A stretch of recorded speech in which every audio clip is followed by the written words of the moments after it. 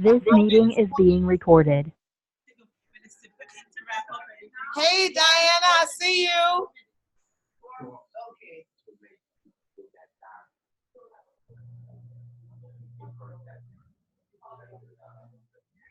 All right, can you see me? Can you hear me? Can you see me? Welcome, welcome, Shayna. Welcome, awesome. Welcome, Diana.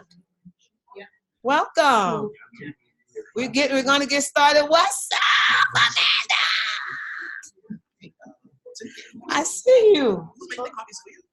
Karusa. There's supposed to be 100 copies made to give out. And I'm going to share with them the criteria in a few moments. Awesome. You guys are on early. Good for you. Do me a favor. Just type your names into the chat so that I see you here, but type your names into the chat because that's a part of the criteria. So just if you can just go to the chat and just type your names in the chat.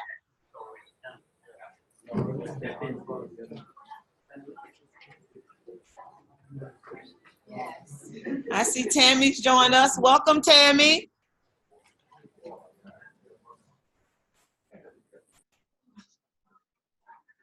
We're gonna get started here in 2 minutes. The code for Zoom, the code is on, I sent it to you.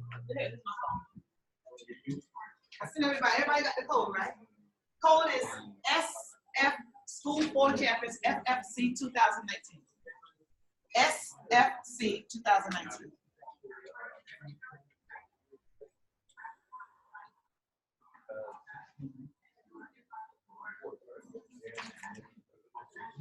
SFC.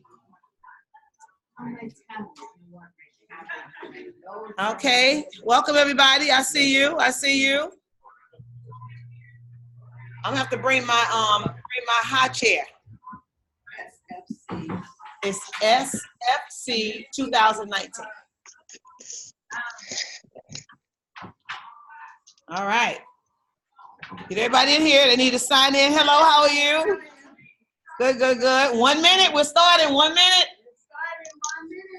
And if your name is not on the roster, that means you were not here.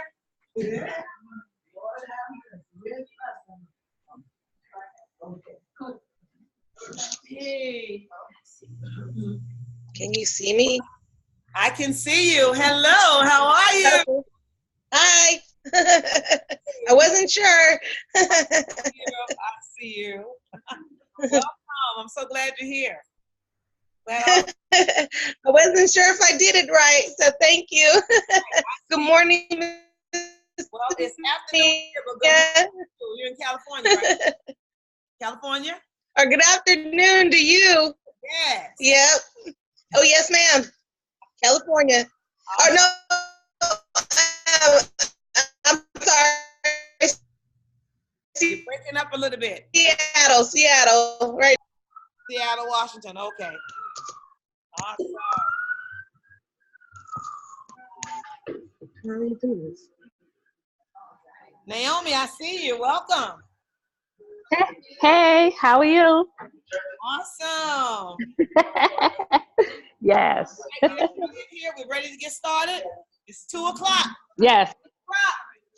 You're welcome.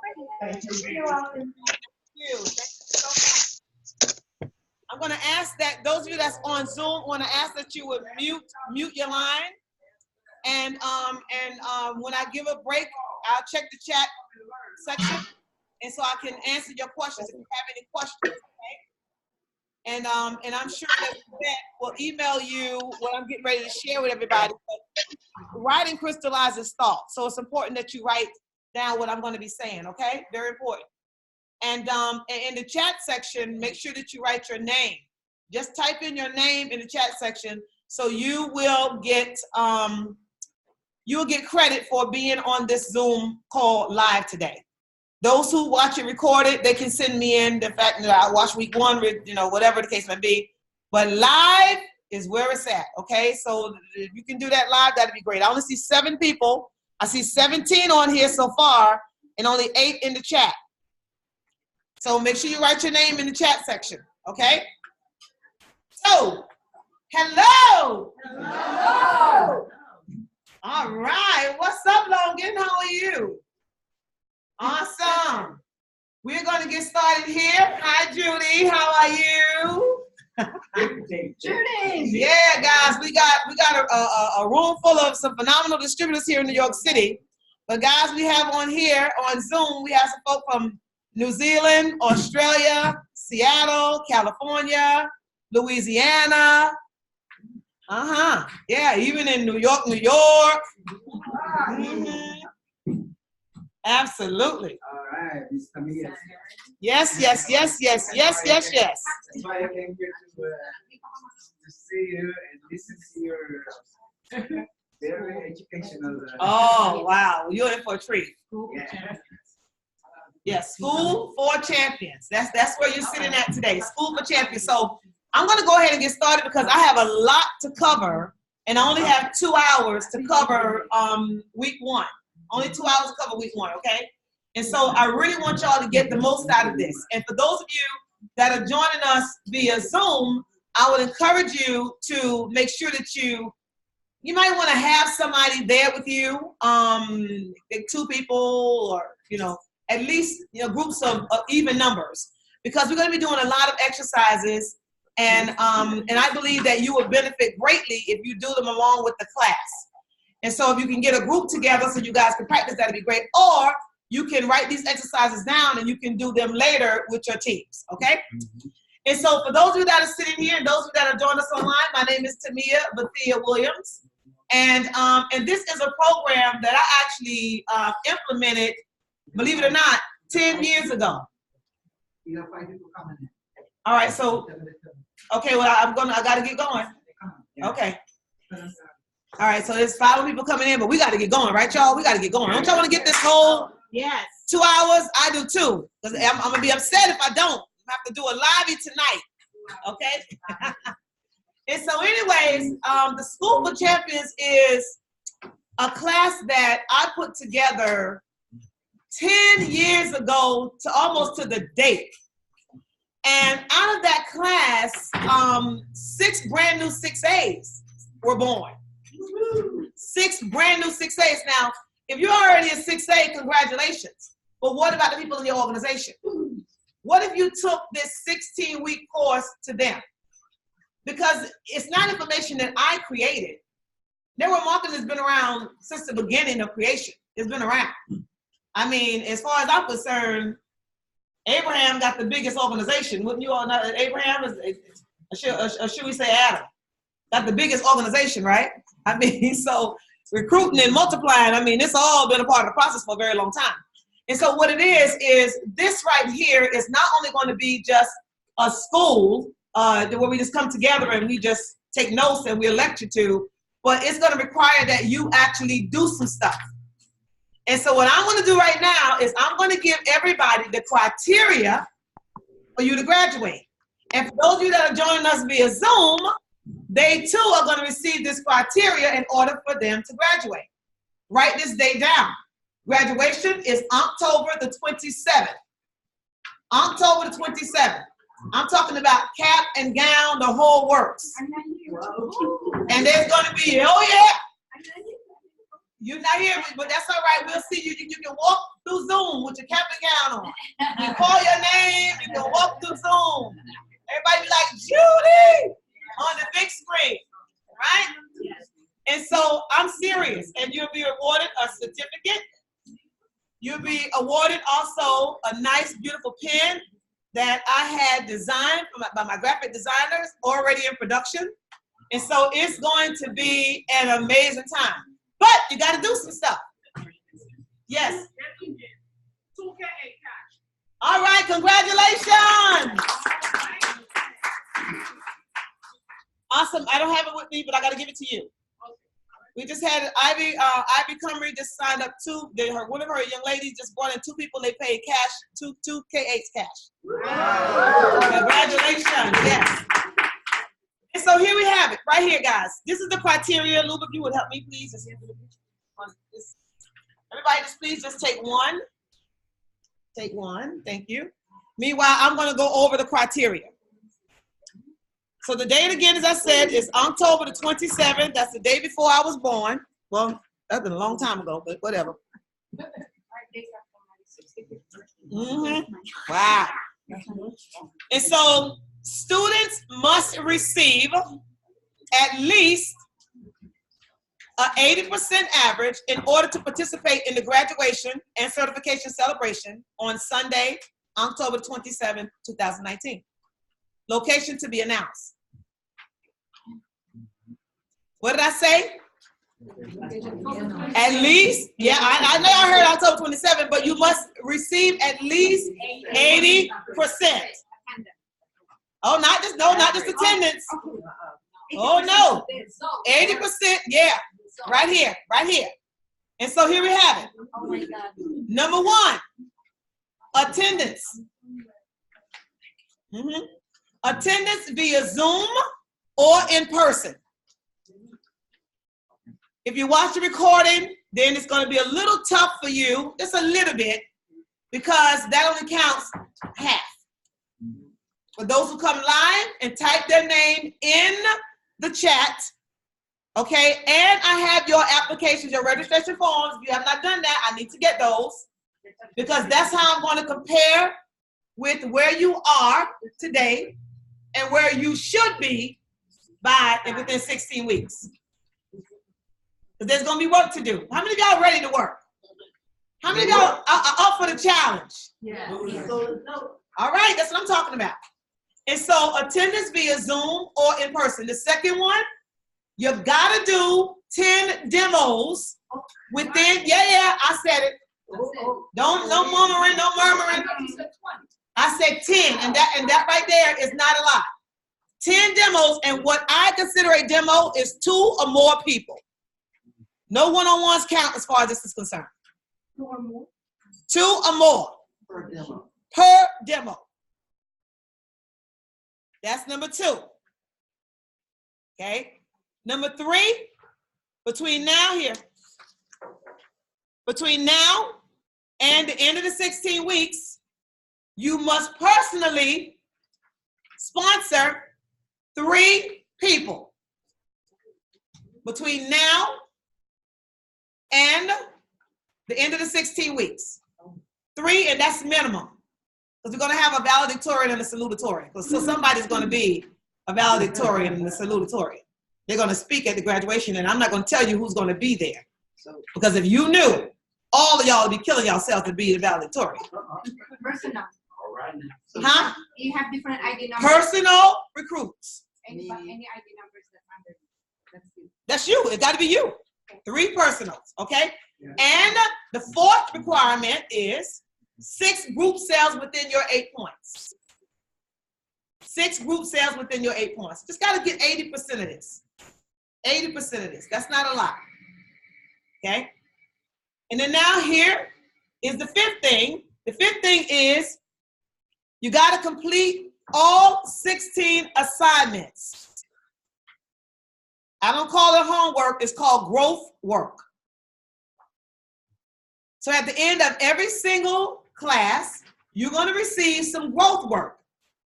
And you're going to be asked to do it. That means that if I say, go out today and get the names and numbers of 5 strangers, you do it. In the beginning, you're nervous and you're scared, but after a while, your family asks you to stop talking to people because you want to talk to everybody. But I won't ask y'all to do that today, so don't look at me like that. Don't look at me like that. And then here, number 6, not just a vision board, you're going to create 4 vision boards, and we're going to do some of that in the class. 1 is a family vision board. Another one is a relationship vision board, especially those of you that may be single, looking for a significant other, right? You're going to describe him or her. Yeah, on that paper the way I did almost 10 years ago. And I tell you, it's amazing at what imagination can do. Career, creative expression, a vision board for that. And time and money freedom, a vision board for that.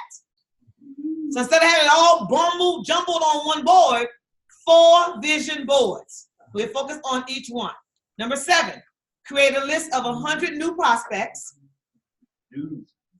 over the 16-week period of time. 100 new, not the ones that you have already. 100 new ones, okay? And then, number 8, class participation. So I'm going to be watching you guys too. Class participation. I'm talking about 3 ways in front of the room. Demo on the product. Whatever product I give you to demo it in front of the room. Make all of us want to buy it from you, okay? Compensation plan. If I ask you to go to the board and do the compensation plan, make all of us want to join your team. The way you explain the compensation plan. And also, very important, dropping those drops. You got to do it. I know, don't, y'all look like, oh God, I should have stayed home. No, you're in the right place at the right time. That's how we do it. You drop the drop, you get the red all over. So I say, just get a red cloth. You know, if you're nervous, you're shaking and carrying on. It's all good. And then number 9, you must create a clear, vivid, colorful, detailed vision statement. And I want to see it. I'm going to go through how you're going to write that. All the ingredients to make it really, really good. And then number 10, you got to attend at least 3 Enagic approved trainings. It could be virtual trainings. How many of y'all get on Danny McCauley's Global Kangen Global 1? That's one. That's an event. 3 of those. Okay? Julie's having a training. When you having a training? Saturday. On Saturday. That's an event. That's an approved event. Okay? So that's one you can come to, right? And you can check that off your list. And then for bonus, I want you, and this is what I encourage you to do anyway. Yes, Ida, you gonna say something? How about Pastor John's Ukon? Pastor John's Ukon, that's an event too. Absolutely. You just gotta write that down. And you'll get the sheets to write everything down for the required so you can graduate. And now here's the bonus. The bonus is you must present, yes, Miss Shirley, a 16-week gratitude journal. Not for me to have, but just for me to see. Nobody else will see it but you and me. Every day. Gratitude journal. And so those you listed, buy a gratitude journal. That's just a plain book. It can be a little notebook, wherever you are in the world, dollar stores or whatever you call it, a plain little book. And exactly, good.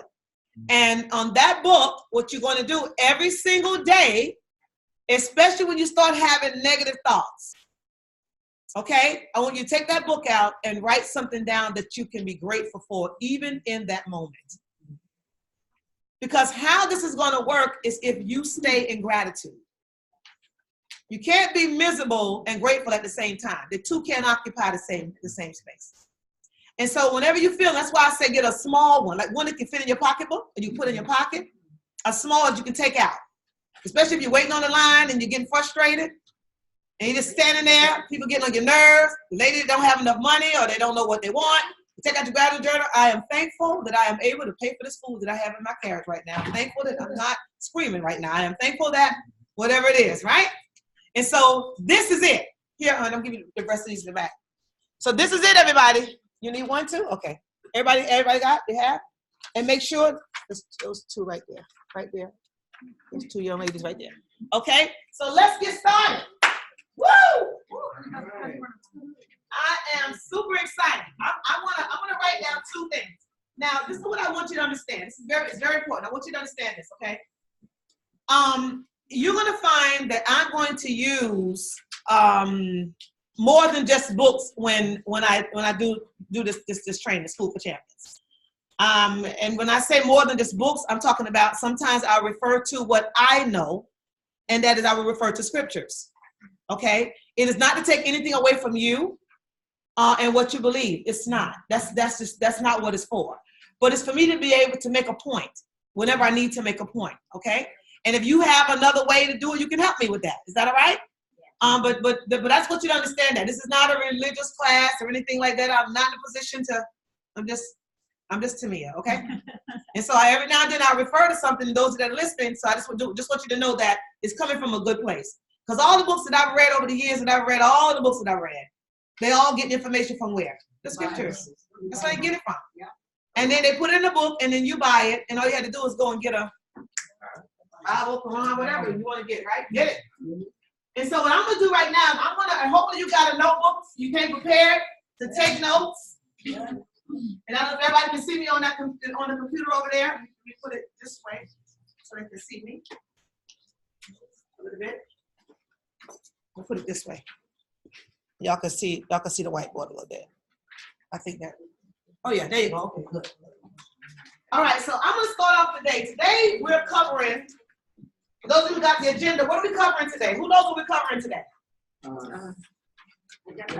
Why? What are we covering today? We're covering mindset. We're covering the why, and what else are we covering today? Dress code. I know. Team etiquette. Team etiquette, and what else? What about virtual etiquette? We're gonna cover all of that today. And this information, I've gotten it from a book that we wrote, I don't know how many years ago, called Navigate Your Way to Success. How old is that? That's really old, long time ago, right? And so anyways, what I want to first start out by doing is, there is a woman that she's no longer with us. She was born in 1871. 1871. And for those of you who want to research her, you can.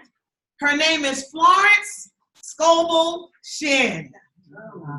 Ah, you know her? I love her. That's my girl. Yeah, Florence, I'll put it on the board for you. And I write in script, so hopefully y'all understand.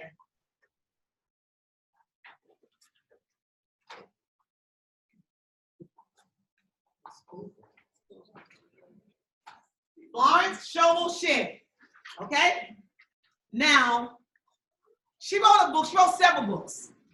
But this is one of the books that I'm using when I'm doing the Dream Builders, and then you'll be a part of that, the Dream Builders and Unleashing the Champion in You. It's one of the books that I'm using. But I'm also going to use some of the things out of this for School for Champions as well. And so I want you to write down these two scriptures. Okay? Just write them down, and I'm going to read something to you. Write down Galatians chapter 6, verses 7 through 9. And Proverbs chapter 4, verses 23. And that's it for the day so far. For the day. Now, Florence Scovel Shinn, you understand it? Galatians 6, 7, and 9, y'all got it? And y'all understand script, right? Yes. Because my grandchildren don't. It's like, Grandma, can you read what the teacher said? I said, no, give it to your mama. She can read what the teacher said. I mean, because they're not taught the right script in school anymore. We had the right script.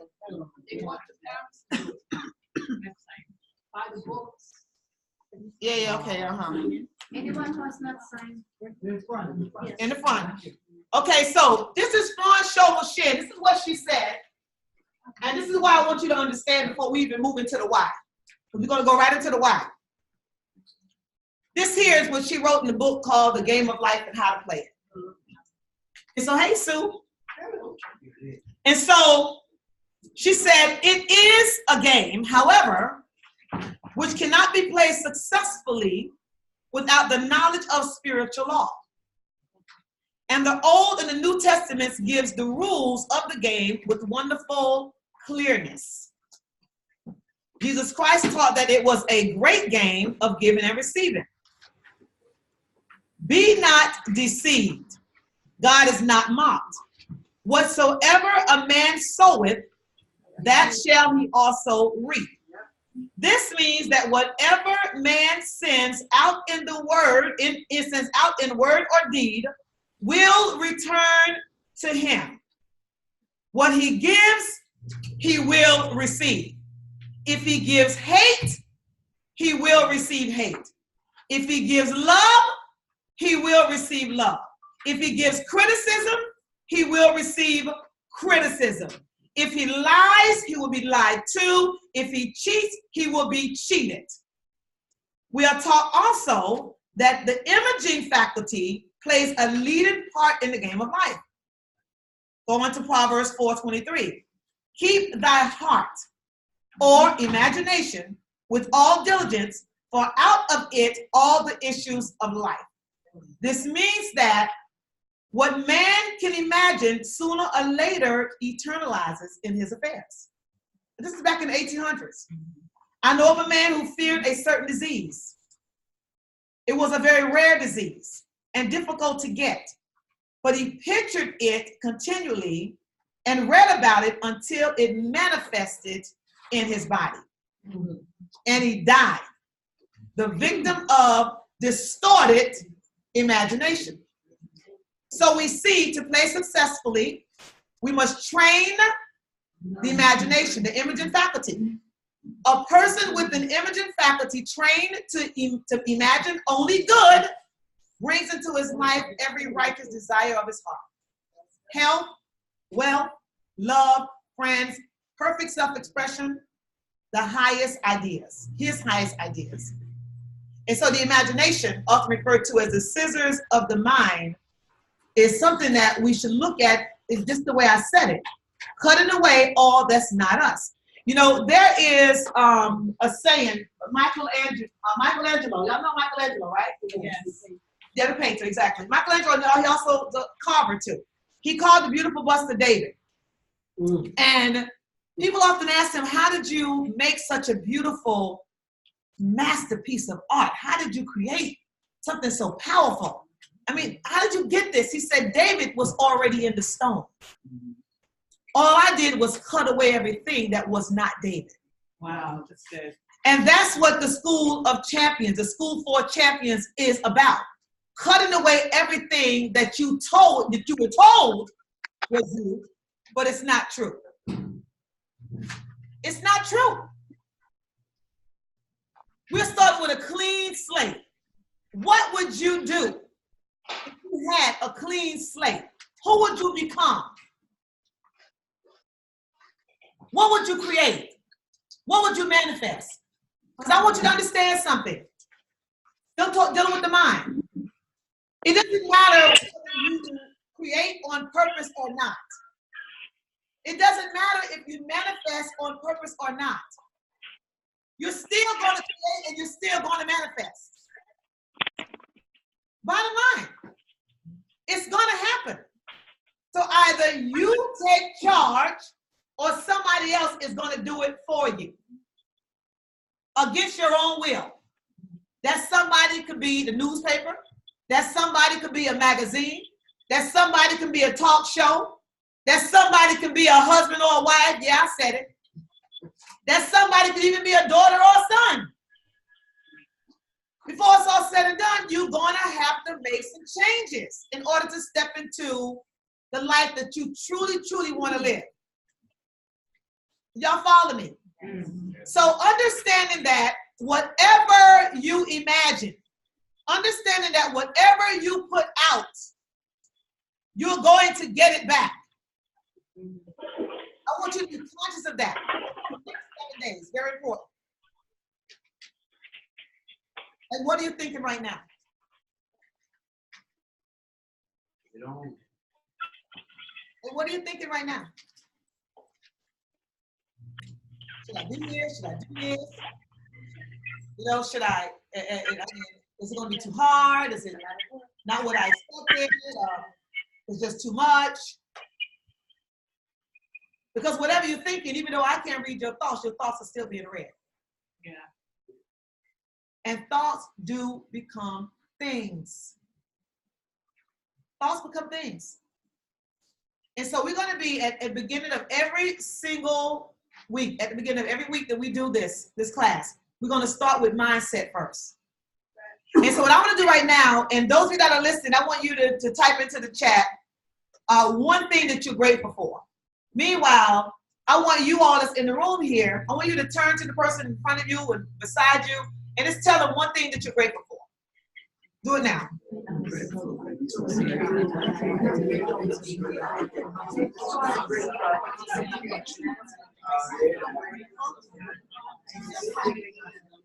Turn to somebody else and tell them what you're grateful for. Logan, you too. Tell somebody what you're grateful for. Tell your grandma what you're grateful for.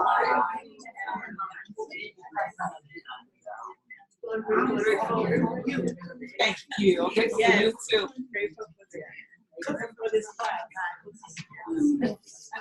Awesome. Now I'm going to ask you a question. I'm going to ask all of you a question now. Everybody here is grateful. Is there anybody here that's just not grateful? No. Anybody there that's just not grateful? We're all grateful for something. For breathing. Did anybody say they were grateful for their knees? No. Knees. Yes. Did anybody in the room say, I was so grateful for my knees? Oh my God. I'm so grateful for my skin. Wow. I'm so grateful for my nose. There's so much to be grateful for, but oftentimes we relate being grateful with something that's material. Many of us do, or somebody else. But I want us to look deep within ourselves. Deep within ourselves, okay? And so think with me for a moment. Because wherever the mind goes, energy flows. Think about your skin for a moment. Your skin. How grateful you are for your skin. There's a lot of people in the burn unit right now that would love to have your skin. But you got it. Just touch your skin and just say, I love my skin. I love my skin. Now look at your fingers. Look at your fingers. Fingers. Yes. Do you see those fingers? Those are your fingers. And you would not be able to see those fingers if it were not for your eyes. You have eyes that can see in color, that can see your family, that can see the clothes that you're putting on, see the food that you're preparing. And then look at these hands that just felt your skin. Feel your eyes, just touch your eyes and say, I'm so grateful for my eyes. I'm so grateful for my eyes. So grateful for my eyes. I'm so grateful for my fingers. We don't think about our baby toe until we bump it into something. The minute you hit your toe, oh Lord, oh my toe, I hurt my toe, right? But all the while you ain't noticing your toe unless you get the pedicure. And you're sitting there and you don't forget to get the baby toe. I know there ain't much there, but just polish that too, right? And when you hit it, then it's like, oh my God, my toe. But do you realize that without one of your toes, it would be difficult to walk the way you walk now? And so I want you just to wiggle your toes and say, I love my toes. I love my toes. Now hug yourself and just tell yourself, I love me. I love me. And I want you to mean it. I love me. I love me. As long as you can love you, you don't have to look for it outside of you. Woo! Woo! You gotta be able to love yourself. You know, but so many of us we judge ourselves. We're really hard on ourselves. And that's one of the reasons why ourselves don't cooperate. If we tell ourselves that we're nothing, that we can't do it, that we're too weak, that we don't know how to sell, we don't know how to do this, and then yourself says you're right. Because whatever you are sowing is coming right back to you. In word, in thought, and in deed. So now let's move on to why. I'm going to talk to you about your why real quick. The why consists of these things here. That's how I make a W, sorry. But that's why, W-H-Y, okay? One, it is your calling. Two, it's something that you are convicted about. Not convinced, but convicted. And three, it is your mission statement. Something that you can tell somebody in one or two sentences. Your calling, your conviction, your mission statement. Your why is so important because there's going to be some times when you are not going to want to do this business. There's going to be some times when you're not going to want to go and do an event. There's going to be some times that you're going to hope everybody cancel for the demo. Yes. first line, I wasn't there. Is it S-H-I? S-H-I-N-N. Yes. Okay? And so when you know your why, really know your why, because see, many of you think you know your why, but it's really not your why. And my hope is that within the next 4 weeks, you will discover exactly what your purpose is and get busy in your line of work, in your calling, in the thing that you mean that you are convicted about. Not with somebody else. My grandmother told me to become a school teacher, so I did it. Not that I wanted to, I was told to. I hated it.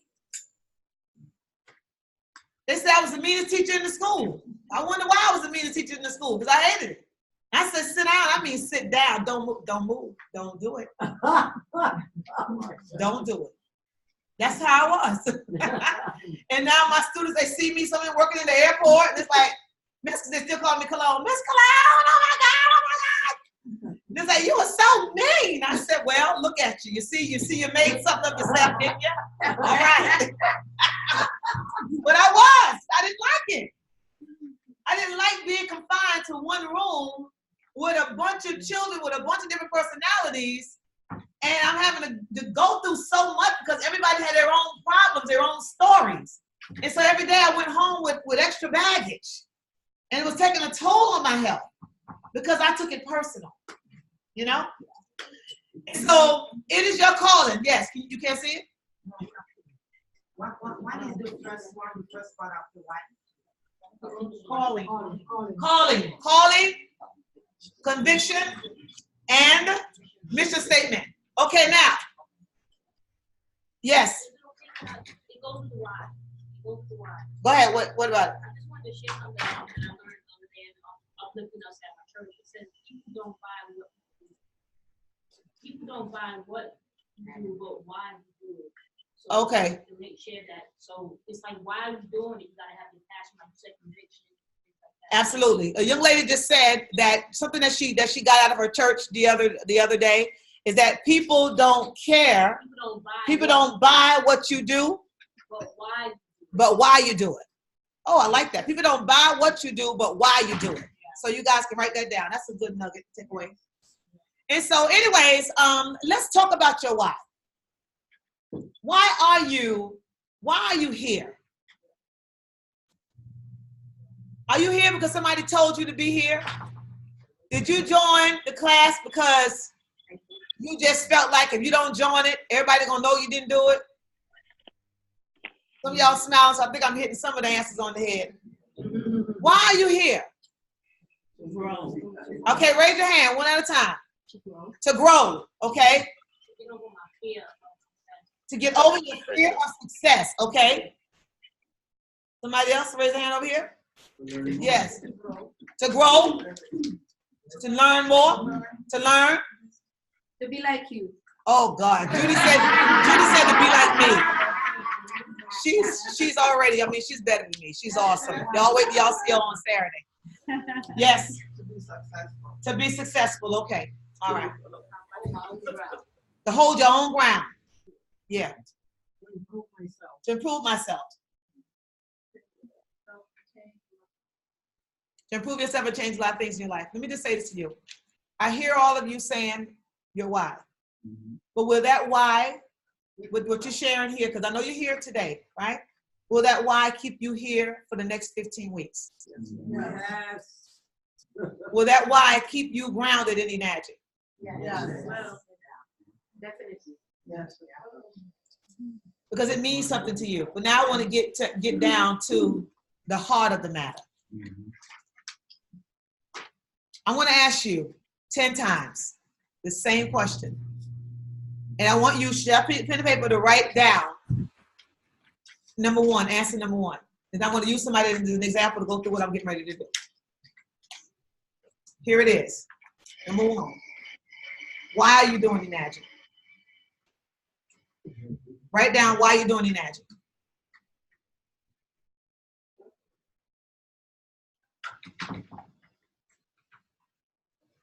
Write that down. Those of you that are listening, write down why are you doing Enagic?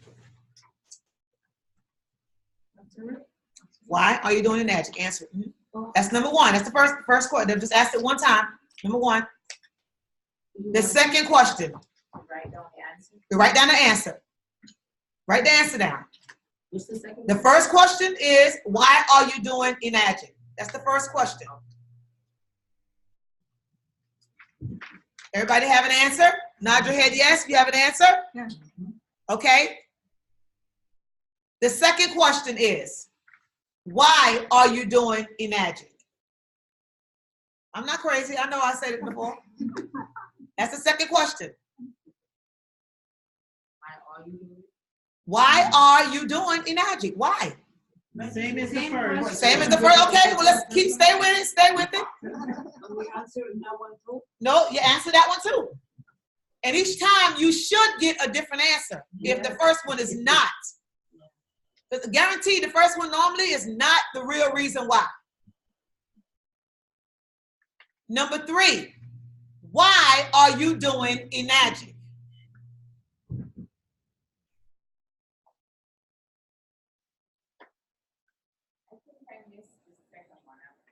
It's the same question. Yes.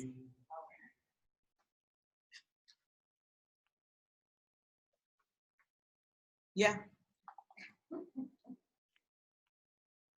Number 4, why are you doing Enagic?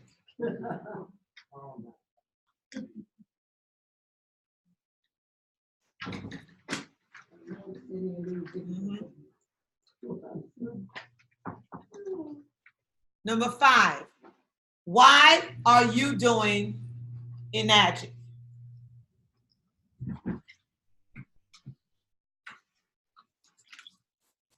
Don't worry about your neighbor. This is about you.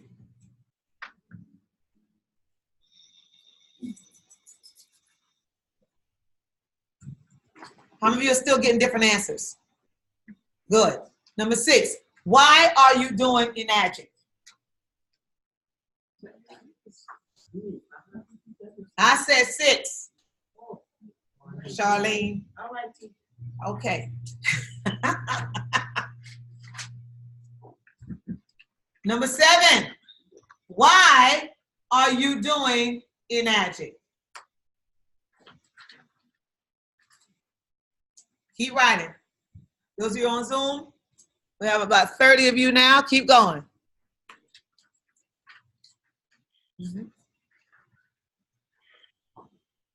Number 8. Keep going. Why are you doing Enagic?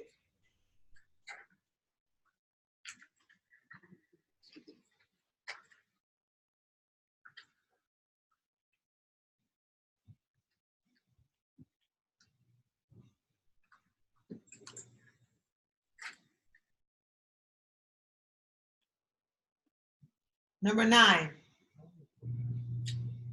Why are you doing Enagic? Why are you doing it?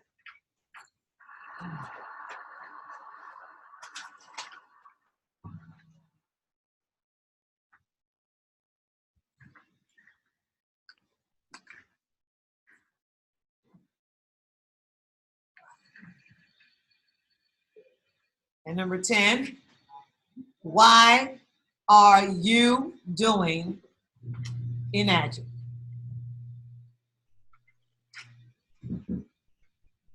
Who feel like they got their why?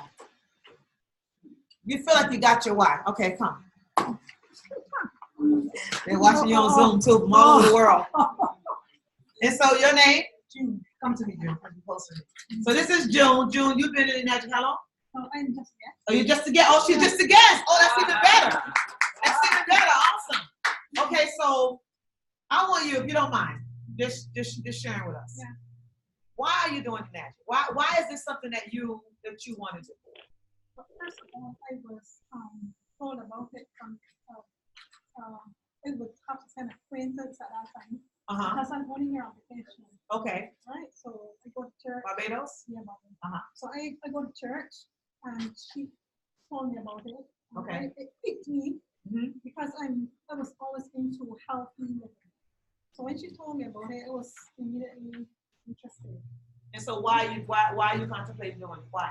Because of the great health benefits to myself and to my family and to other people, especially people who I know could really do make a change in their lifestyle. So let's talk about you for a moment. So you're doing it for the health benefits. Yeah. What health benefits are you doing it for?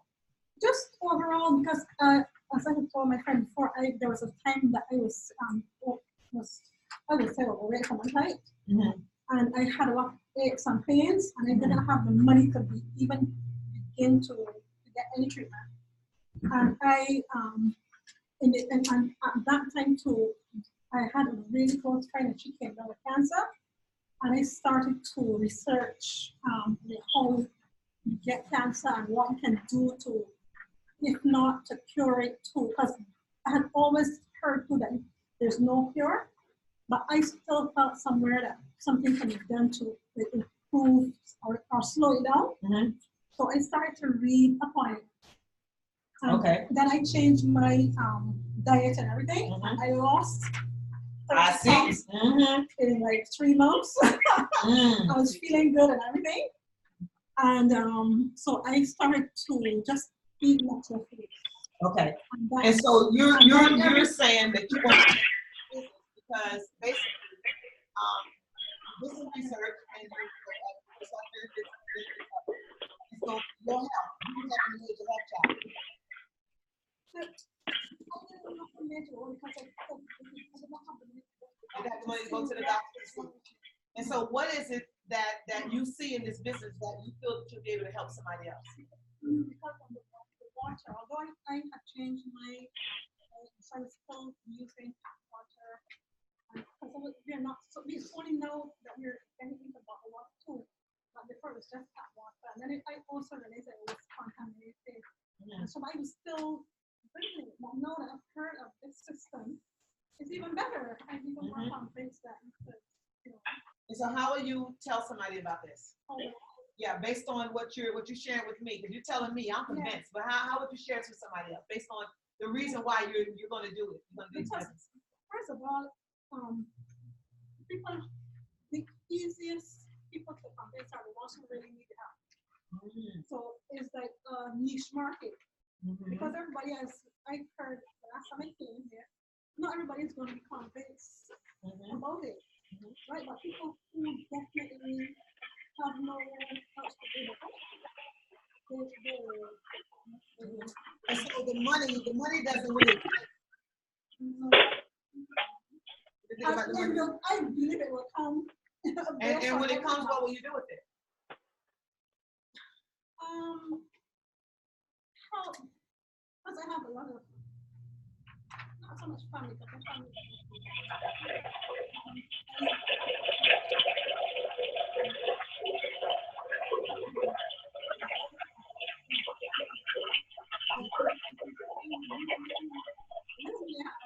Sometimes the boys so if I have more money, I can do more. Y'all feel her heart? Yeah. Yes. And y'all feel that? Thank you so much. Thank you. I know those that are listening, y'all can feel her heart too. Absolutely. Somebody else who have their why. Come, Pastor. Pastor Allen, come. You 1 second. Come.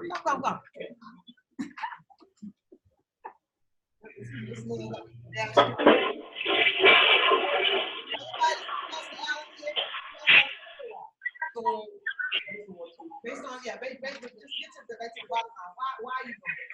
Well, I said it's a great company. Come this way, sir. To be successful. To me, it's an easy business. It gives me time. The income is great.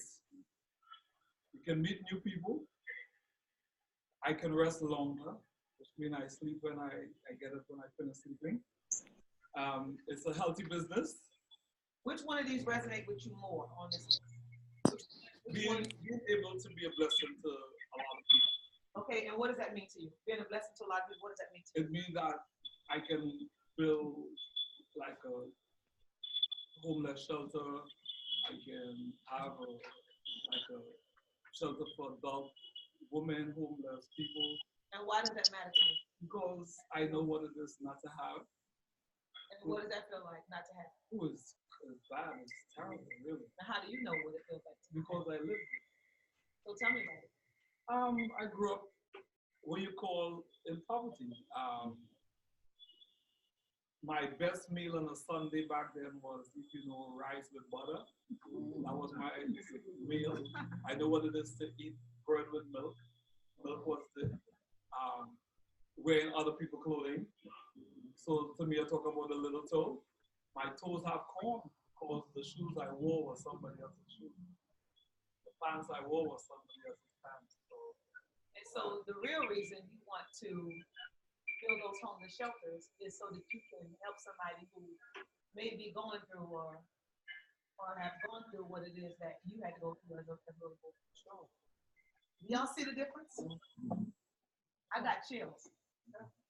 And when every time you have a thought about your frustrating thought, remember that. I know I don't have to tell you that, but remember that. And that right there, that's it. That's it. You got it. You got it. Thank you. Thank you for sharing. That's all right. Okay, so this young lady back here in the back, you wanted to come and share? All right, come on up. She just sold 2 cash K8s. You know she want to talk to y'all. She want to talk to y'all. The closer. They call you the closer. And your name, please? My name is Lydia. Lillian. Yeah. Lillian. Come stand this way so we can see you. My name is Lydia. So why are you doing this? I'm doing it because this is how I do it in my community. I realize in the Seventh-day Adventist Church, a lot of people are dying with cancer. So that touches me so bad. And my mom was dead since 2 years ago because she could not breathe. She had acidosis, you know, she had a problem. And I said, I go to the people in the Seventh-day Adventist Church and I tell them, listen, prevention is better than cure. This machine that we have, I have a machine that could help you when you drink the water to prevent you from getting something because the acidity that we have in ourselves, you know, from the air, the product that we use in the house, and the inhalation from smoking and everything.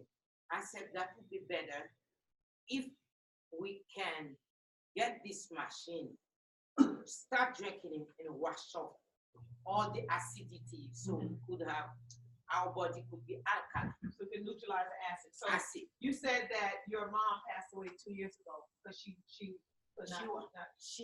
had a problem and she was diabetic and hypertensive, and she had cholesterol. And when she went, she wasn't feeling well. When she went to the hospital, she could not breathe. They don't give them time, you know, in the hospital. They won't give you time to help. They just pierce the ear. They put something so she could breathe. When we try, we asked to take it off. It was hard for the hospital refused. And with that, when it takes too long inside, you don't take it off right away at her age. That could do worse for her. Right. So at the end, she died with the problem of oxygenation. You know, when you can be, that's why every day, ladies and gentlemen, we should thank the Lord in heaven because we could breathe without buying the oxygen. We have it free. That's what I said to the people. And that's the reason why those 2 people came to buy the machine, and I have few that are going to buy it. I believe because they are sick. Yeah. But you know what? I didn't mean to say this to you. Let me ask you just one more question while I have your here. So your reason for introducing this machine to others is because of what you've been seeing with your own physical eyes. Yeah, to be healthy. I didn't visualize money. Okay. I visualized only the health, because health is better than money. You know, when you're healthy, you can enjoy money. But when you have money, you're not healthy, you cannot enjoy it. Awesome! Let me tell you something. Every single time you bring a new person into your organization, you should find out what their why is. Why are you doing this? Let me give you an example. I remember my cousin Cherie. My uncle Jerome and his wife Vera, they had 2 children, Cherie and Malcolm. Malcolm came home on college vacation, and he went to a party. It was a house party in the Bronx. He goes to the party, and he's dancing with this girl. He didn't know that the girl was somebody else's girl. He's dancing with this girl. Guy gets upset about it. They have words. The guy left, came back with a bulletproof vest on and a gun, and he shot my cousin in the back several times, killing her. And so, who thinks about burying, their son who's barely 21 years old, right? And so we had to do what we had to do. Malcolm was buried, and there was never a headstone. And so my cousin calls one day, Cherie, and she says, I just want to. They can't hear too much? Okay. All right. So, bring me my microphone. I have it here. Give me 1 second, guys. And so as I'm sharing the story with you all, what happened is Cherie decides she want to join business with me, right? And so now I said, okay, why do you want to join business with me? Why do you want to join business with me? And she said the reason why she wanted to join is because she wanted to make some money. And I knew that wasn't the reason. It had to be something more, because what is money? It's not the money, it's what you can do with the money. And so I said, why do you want the money? And she kept beating around the bush, and eventually it brought her to tears. And you know what she said? Because she wanted a headstone for Malcolm's grave. And you know what she did? She worked that business until she made enough money to buy a headstone, then she was done. And so what's the lesson here? You got to always have a why. You have one today, you have another one tomorrow. Always got to have a why. All right, I'm set now. You want to put that in the back? Thank you, baby. We got gadgets, y'all. You see, in New Zealand, y'all can't hear. What's wrong with y'all? All right.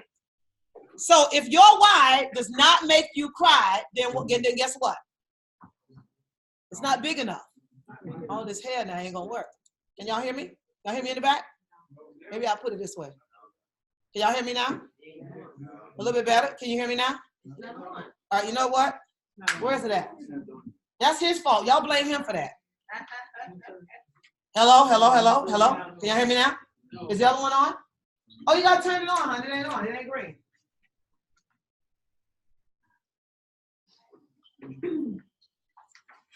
Let's see if he's here. Give me 1 second, y'all. Y'all bear with me. Okay, now. Jackie, you supposed to help us with this. You know we don't know what we're doing. Power on. Okay, now. Connected. Waiting for connection. There we go. Tell you, boy, take a woman every time. I ain't talking about nobody, but I'm just saying. Can y'all hear me? Yes. Okay, is that better? Much better. All right, it's here. All right. Don't worry about it. I'll just stick it on my shoulder somewhere. I got my phone near me, so no radiation to get on me. All right, I'm good. So can y'all hear me now? Can y'all hear me now? Oh, there's like, yeah, we can hear you now. Okay, good. All right, this is compliments of Jackie, Miss Dan Claire. And so anyway, let's get right back to, let's finish up what I want to talk to you about, the why. And so how to really get down to the bottom of it is this. Number one, answer this question. Now here's the real questions, okay? And then we get into team etiquette and everything else, because time is going by so fast. I should have made this for 3 hours. So anyway, what were you passionate about as a child? What did you love to do when you were little? A little person. As you're writing, I can tell you a little bit about what I used to love to do. I remember I used to always play house, but I couldn't play house the way some of my friends played house. You know what I'm saying, Pat? I couldn't play that kind of house. Like I was never, my husband was always invisible and my children were always invisible. Because my grandmother said, no, let me catch you being the wife. I got something for you. So I was never ever, not me. But I'm going to tell you, I was married to, and then this is when I was in 3rd grade. I remember this. We used to always play. Everybody in the neighborhood, we play house. Everybody play house, right? And I was always married to a police officer. You hear this, Judy? I had 3 children, 2 girls, and a boy. Yes? And guess what I used to do? When I was in 3rd grade, I was a school teacher. Oh, wow. And I used to imagine that all the time. And so guess what happened? I came to New York. I married a cop. I had 3 children, 2 girls and a boy. Was a school teacher, taught school for 9 years in Brooklyn, New York. And still teaching to this day. Hello? There is power in those invisible faculties that all of us came here with.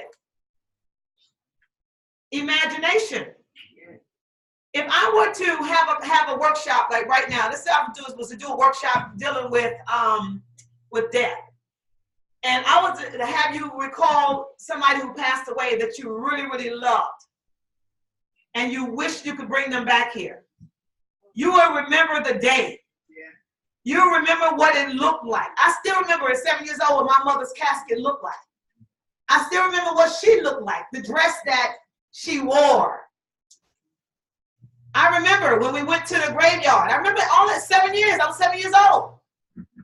And so if I can remember that and it brings on these emotions and these feelings, then why can't I remember what happens in 2025?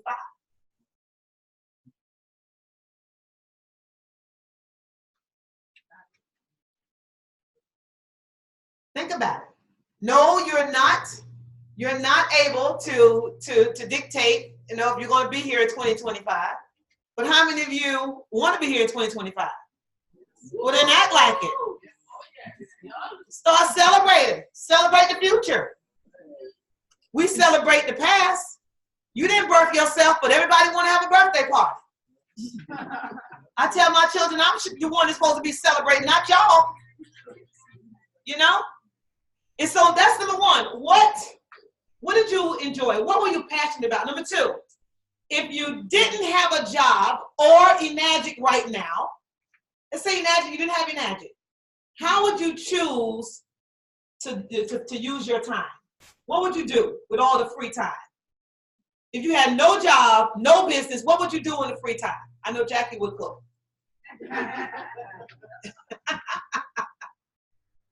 What would you do in the free time?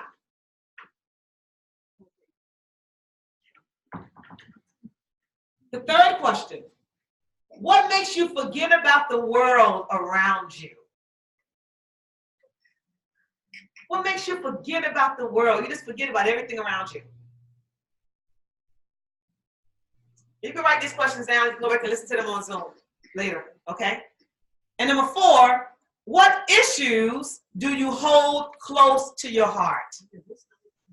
Number 3 is what makes you forget about the world around you. And number 4 is what issues do you hold close to your heart? I heard that from some of you today, that you hold the issues. Like Pastor Allen said, he holds the issues of people that don't have, that are struggling financially. He even talked about his favorite meal. It was a good meal. Do y'all remember what that meal was? You hear that?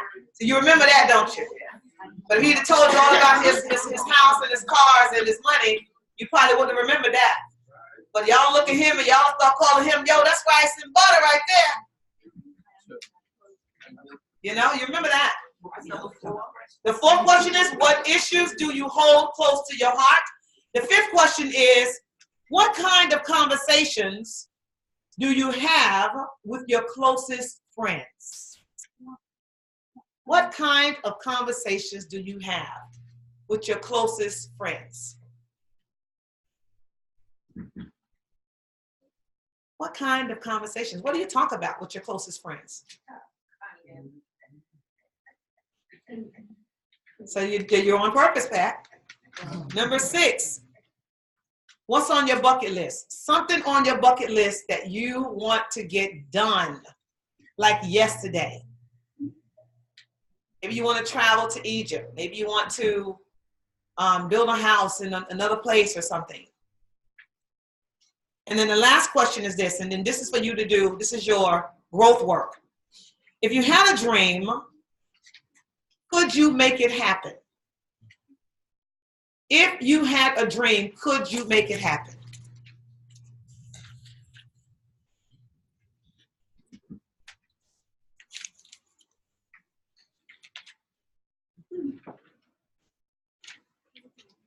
If you had a dream, could you make it happen? What's number 1? Somebody said, what's number 1? That's Diana there. Diana, number 1 is, what were you passionate about as a child? What were you passionate about as a child? Number 6. And number 6 is, what's on your bucket list?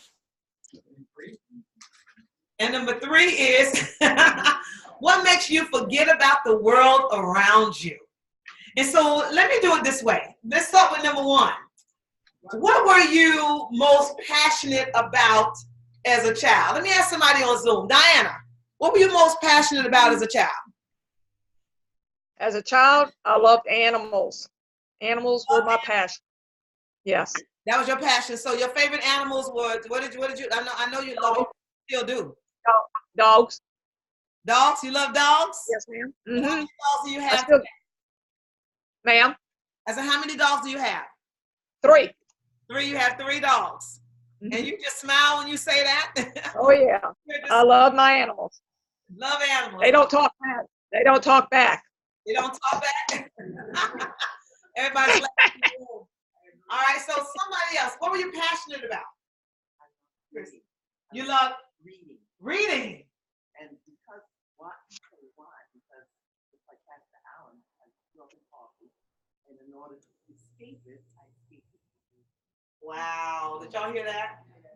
She said, for those of you that couldn't hear, that was Chris Robinson, and what she shared is that she was passionate about reading because she too grew up in poverty, and that was her way to escape that feeling, was through reading. So she really, really loved reading.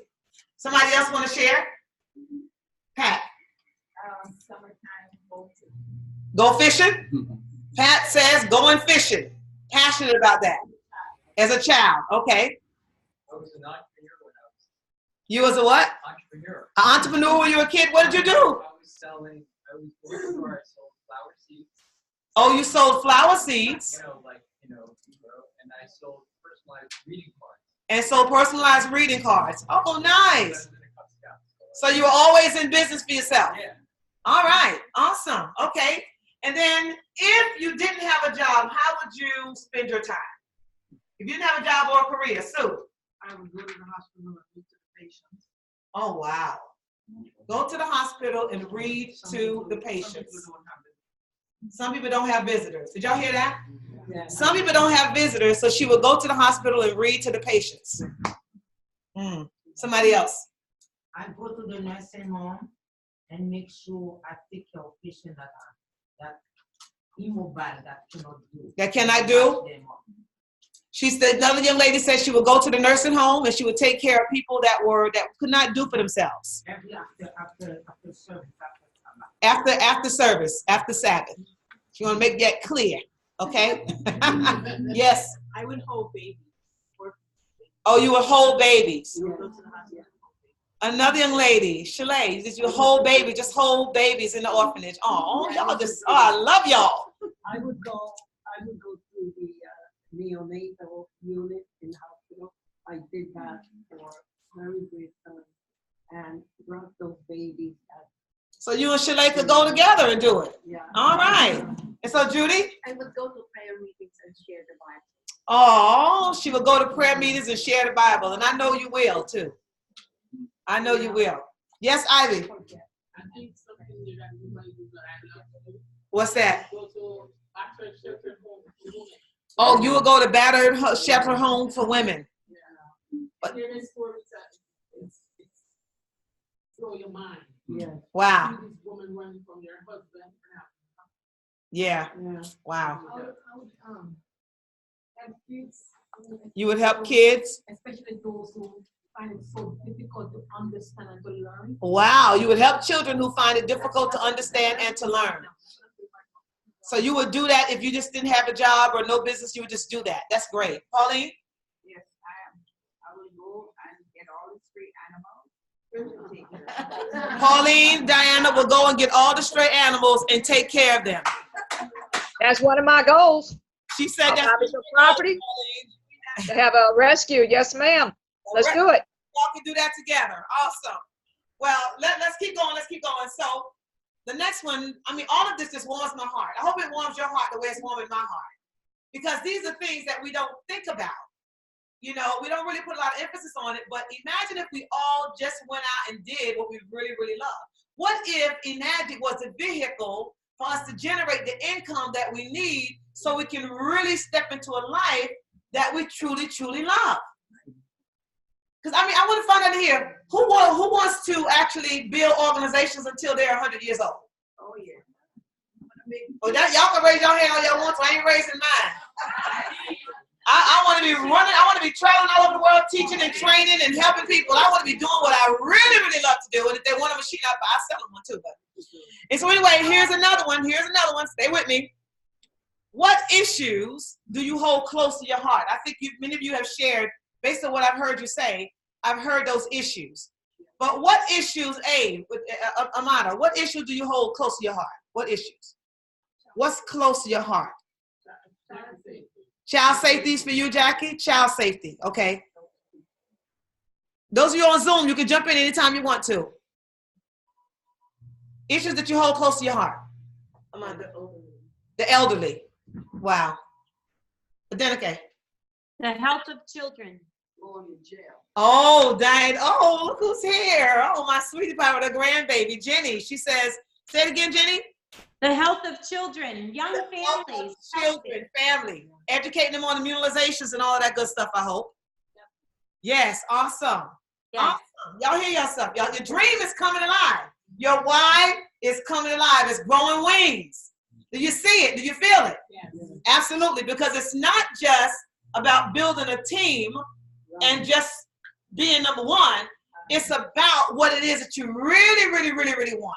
And using this as the vehicle to take you to that place. That's what it's about. And so what kind of conversation do you have with your friends then? People that you're close to, what kind of conversation do you have? Do you gossip? How much machine you want to sell a week? How much machine you want to sell a week? Chris says she has two conversations. One is Enagic and the other one is? The other one is health. Okay, somebody else. What kind of conversations are you having with your friends and your family? Changing your water. They're so waterlicious over here. And then what's on your here too? That's all we talk about. What'd you say, Diana? What'd you say? I said that's over here in Louisiana. That's all we talk about is Kangen water. I know that's right. They come to the house, they get dinner. I know that's right. And so what's on your bucket list? What is something that you really wanna do? And I'm gonna give you guys a time frame on this one. Within the next 16 weeks. What is something that you want to give yourself for doing such a great job over the next 16 weeks? Travel to Australia. Australia, yes. Travel to Australia. Let's go, Ted. Oh, Adenike said she's going to complete her flying lessons. Woo! You go, girl. Somebody else. What is something you want to get done within 16 weeks, Jackie? Climb Mount Everest. Oh, that's nice. I know you're gonna do it too, but I hope you guys. They have the Kangen machine. She said she backpack. And so yes. Yeah, she better put a Kangen machine in a backpack. I put a pocket machine in the backpack. Yes. Reach 682-2. Yeah. Woo-hoo. Awesome. Somebody else want to share something on their bucket list within 16 weeks? I'm working on it. I work from here now, September. They have a program that's just going on the 19th from June to September 5th. You want to do the speed campaign. We have a lady here that says she's going to be top of the speed campaign. I believe her too. And then the last one real quick. If you had a dream, do you really believe deep down inside that you can make it happen? Yeah. Or you're going to learn how. So let's get into the lesson for the day. All right. So anybody have any questions about what we talked about thus far? So you already know what your growth work is, right? Your growth work is to answer those 6 questions that I gave you, that we just went over again. The 7 questions I gave you. What were you passionate about as a child? If you didn't have a job, how would you choose to fill those hours? All those questions. If you need me to type them and have Yvette send them to you, I can do that too. She's on there too watching. Hey, girl. And so anyway, let's get right into the second part of this, which is really, really quite interesting, I might add. And that is when we're talking about, let me move over here. I don't want to get into that real fast. I'll hold on to that. But that'll be a good way to end this. So let's go through Zoom. Y'all know I'm a character, right? Through Zoom and conference call, as well as team etiquette. Team etiquette. Something that I see happening a lot, and we used to do this, for those of you that's been in network marketing with me for quite some time, we used to go through this quite often. And you would think that because we're all adults, that it's something that we shouldn't have to go through. But we really need to go through it, okay? First of all, tell me, what does etiquette mean to you? What does etiquette mean to you, Adenike? It's just basically being polite to others. Basically being polite to others. Okay. The right way to do things. The right way to do things, doing things decent and in order. Etiquette is a set of rules. A set of rules that you are expected to follow. Okay, Pastor Allen? I think it's generally important because there's different types of etiquette. Etiquette. Yeah, so it's according to what aspect of etiquette is spoken about, but in general, etiquette is important. All of that stuff, the whole shebang. Okay. He's saying that etiquette is very important. He said it depends on what type of etiquette, and then somebody else said the rules that set forth that we should follow. Jackie? Doing the appropriate thing at the appropriate time. So let's talk a little bit about team etiquette. Team etiquette, since we're all on point here. Right? Yeah. What does team etiquette look like to you? Doing the right thing. But doing the right thing, you can do the right thing in home etiquette. I'm talking about team etiquette. Give me some specifics, Pastor Allen. I think it has to do with my loyalty to the group. Okay. Never thought of it that way. One at a time. Loyalty to the group, he said. Yes, Reverend Dillard? Teamwork makes the dream work. Teamwork makes the dream work. Okay. Communication. Okay. Integrity with kindness. Integrity with kindness. Okay. Respect. You gonna say the same thing, Pat? Basic respect for each other. Okay. Well, like I said, this came from the book. How many of y'all read the book, Navigate Your Way to Success? I know a lot of you have it in New Zealand. Navigate Your Way to Success.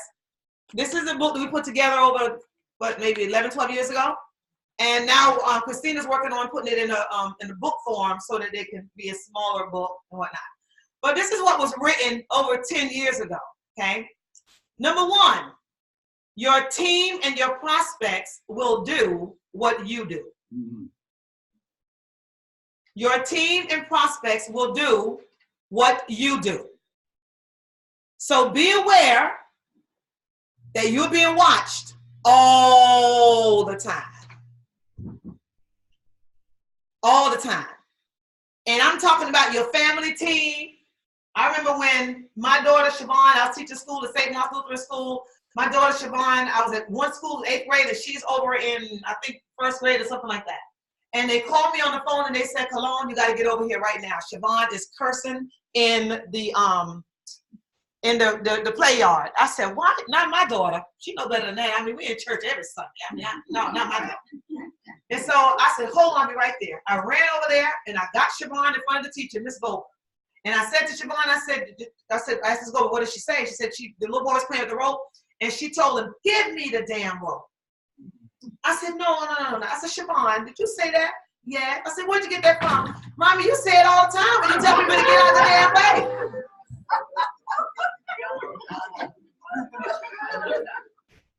So I'm driving in the car, she's in the back seat. I'm thinking I'm like, get out!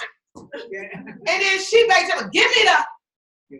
So where'd she get it from? She got it from me.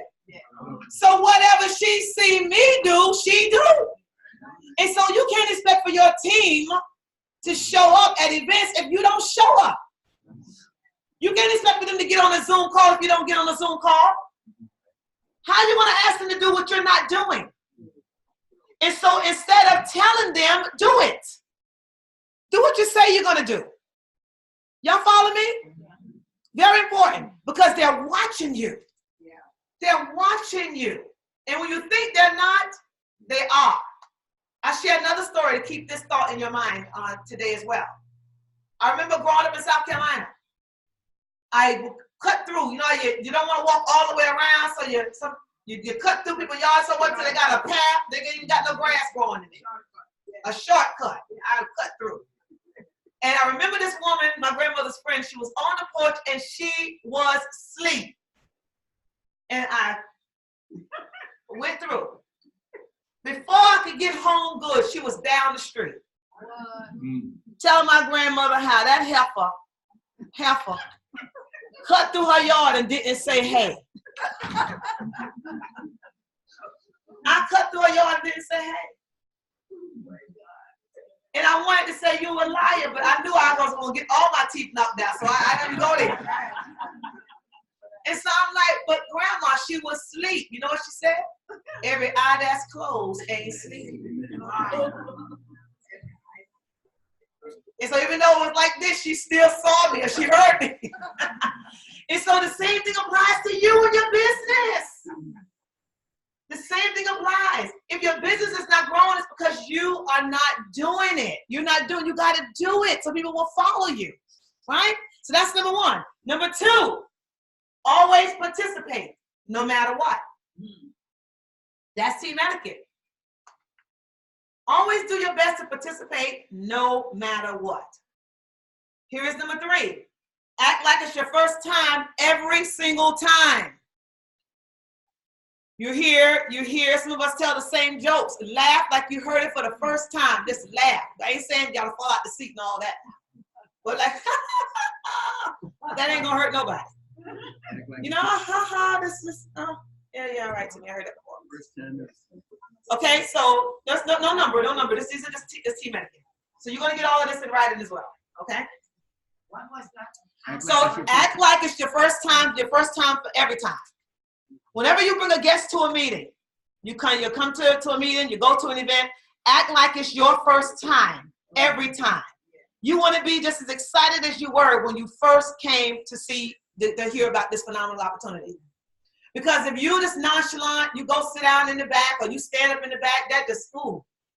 You stand up in the back like security guards. I'm gonna talk about that too. Let me keep going because I can go overboard. And so the objectives of the business opportunity meeting is for us to play team. We have to play team. And so what we also want to do is you want to provide your guests with significant information to make an informed decision about participating, about partnering also with the Etiquette opportunity. All here. And so what does that mean? I'm going to make sure that my guests understand some things prior to us coming to the actual event, coming to the meeting, coming to the get together. It is your responsibility. I've had guests show up and they had on shorts, t-shirt, and they come in that nobody told them. You're just so glad to have a guest just come as you are. But that person is sitting there and they're thinking about what other people are thinking about because of the way that they look. But if you told them that this is a business opportunity to meet and dress casual, business casual, then they would know. And then now they're not worried about somebody watching them. They're focused on the information that's being given out. There's a difference, right? And so you want to make sure that you do that. The next thing, to close as many new distributors as possible, what you want to do is you want to make sure that you be quiet and you take them to the people that are actually doing the presentation or that did the presentation. A lot of us have been trying to close our guests, and how's that working out for you?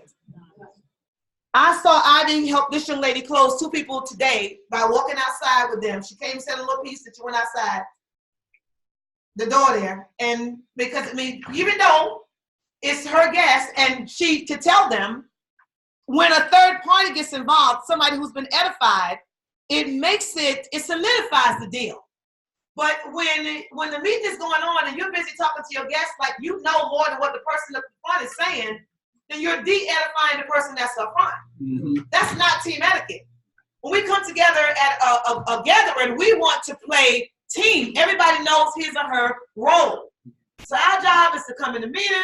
Our job is to sit up straight. Our job is to be in on the conversation. Whenever the presenter say raise your hand, yes. Whenever the presenter tells a joke, ha ha ha ha. And if your guests go to sleep, hey, you didn't hear that? You gotta hear that. Your job, you are at work at these events. You are at work when this stuff is going on. Y'all follow me? Mm-hmm. So the closing don't just start when the meeting is over. The closing starts outside before the meeting begins. Y'all do understand that? That's where it starts. It starts before the person even comes in and sits down. Another thing in team etiquette that's very, very important. How many of us, we just sit our guests down and we go and sit someplace else? We sit our guests down and then we go and sit someplace else. Team etiquette, we should sit with our guests, not behind them, not in front of them, but beside them. We should sit with our guests so that we can keep an eye. You know what they're doing. And if your energy is positive, then guess what? It's going to flow over. That's why I tell folks, if you're negative and you don't feel like come to the meeting, please stay home. Don't come because you're going to mess us up. You and your husband had an argument. You can't brush it off. Stay out at the table. Go drink some water if you get rid of that cortisol.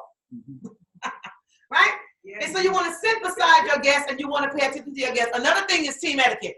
Not one person being responsible for applications. Everybody having applications. Full sets of applications. How many of you have a full set of applications on you right now? If I wanted to sign up right now, who's ready to sign me up right now? Who's ready to sign me up for their NESPA right now? Who's ready to sign me up for UConn right now? I want a K-8 right now. You gotta be ready. You run out anyway, well, so what? Come on in. You gotta be ready. Come on in. Okay? And then the next thing is, at the end of the meeting, how many of us come together with our team, with our group? With our group, and we sit down. And we close together as a group. That's also team etiquette. Yeah. And so what do I do at the end of a meeting? At the end of an event? I gather, everybody knows that my 6A2-4, my 6A2-3, or my 6A2-2, my 6A2, my 6A, even if you're 5A, doesn't matter, you have your group around, and so now you can do the closing because sometimes the close is hard on those who are brand new, or sometimes they're afraid to ask for the sale. But that why, it takes away that shy. You understand what I'm saying? It takes it away. Because all of a sudden now you're not afraid anymore because now you're dealing from a different angle. You're thinking from a different, your perspective is different. You follow me? And so in other words, you're thinking about, you know what? I need to help these battered women. So I don't have time to be scared to ask you to get this machine. We already know you need it. I mean, so what's the problem, right? And so that too. And the same thing applies to with virtual etiquette as well. And when I say virtual etiquette, I'm talking about Zoom etiquette. And also you have those on Skype, group calls, and then conference calls. Let's talk a little bit about that before I get into dress for success, right? And so on Zoom, as you can hear here, there's about 30 people here on Zoom. I got 131 messages in the chat. I don't know what they're talking about. I ain't seen it yet. But anyways, am I seeing that right? Yeah, I'm seeing that right. Pat, don't look at me because your eyes is doing good now. Don't look at me. Yeah, I'm seeing that right. Yeah, listen here. So anyway, like I was saying before, I was cruelly interrupted. These individuals that are here, do you notice that it's quiet? Yeah. That's what you call virtual etiquette. Everybody muted themselves out. They knew to mute themselves out. Because the thing about virtual etiquette is this: whenever if a pin drop, you can hear it. If wind blow, you can hear it. It doesn't matter. And so the same thing applies. And so even though it's virtual etiquette, if somebody's doing a presentation and they say something that you like, you can smile and thumbs up. And the guests are seeing that. People want to belong to something, especially when they know that a person is going somewhere, right? Very important. So the same thing applies. Any questions about what I said so far? Any questions? No. You sure no questions? I done said all of this already. Oh, this is important. You got a phone call? If it's more important than what we're talking about, don't answer it in the room. Please go outside and answer your phone. That's team etiquette. Even vibrate sometimes. You hear the phone vibrate. Because you know why? Let me tell you something. The information that's being disseminated at these seminars is so important. It's crucial to most of the people that come into this room to get this information. And your phone vibrating, or you answering your phone and you think you whispering, but I've heard some people that can whisper really loud. Like they're whispering, I don't know what you call that. Yeah, girl, I'm up in here, I'm in the meeting. Yeah, and there was somebody telling me to be quiet. You don't tell somebody to be quiet. And while this is going on, you're missing what's being said. And it's not fair. It's really not fair to the entire room. Yeah. Because our goal as a team in team etiquette is for all of us to win, yes? Yes. And how do we win? We win by playing team. That's how we win. Working together. We can get more done working together than we can working apart. Can we not? Yes. Absolutely. Absolutely. And so not only with that being said, with answering your phone during the meeting, what about talking when somebody is presenting? Rude. If somebody got to ask you to be quiet, then that means that not only did they hear you, but other people heard you too. And when somebody is talking, it is our job to listen. If it's that important that you must say it now, you got to get it out. That's why there's a door there. There's two doors here. You can go through the left or you can go through the right. But just go out and have your conversation. Remember, it's not about one person. It's about what? The team. Okay? And even though sometimes, people wonder why we don't have this kind of, why are we having this kind of training? Especially those that's been in network marketing as long as I have. Because you know what? You assume what people know and you really don't know that they really don't know. Mm. You just assume. Oh, they're grown. They should know. Mm-hmm. I thought my granddaughter should be going to the bathroom when she turned 1 year old. But guess what? She started going to the bathroom yesterday. She's 2. She made up her mind. She said, Grandma, I think I'll pee in the toilet now. I said, okay. took her pamper off like Batwoman and went in there and climbed up on the toilet. And she said, see, I pee, Grandma. I said, all right. We trying to get her. I'm trying to bribe her. I'm like, listen, big girls, no, I'm not a big girl. I'm not a big girl. No. But when she got ready, what did she do? She didn't care, but she went right in the bathroom this morning with Tony. Tony's in the bathroom. She said, Tony, I had to pee. She left the other side of the house and came on the other side of the house so she can come in there so we can see that she's really pee. I don't know if she's holding it so she can go and show us or what, but she's going. In her time. In her time, right? And so that's that's a very important sign too. And everybody does it in their time. So anyway, and so don't answer the phone and none of that kind of stuff. And during the presentation, and I said all of this already, so that's good. So I don't have to go through this again. Okay, good. And so now how do we close the guests? For those of you that have groups and you come together with your group, let's talk about that. There's 2 questions that I want you to master right now. We're gonna do some role play. The first question is this. Yes, you know it, Pauline. What did you like most about what you heard?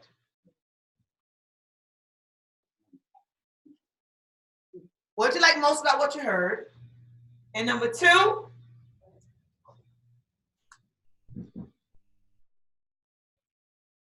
do you have any questions for me at this time? That's it.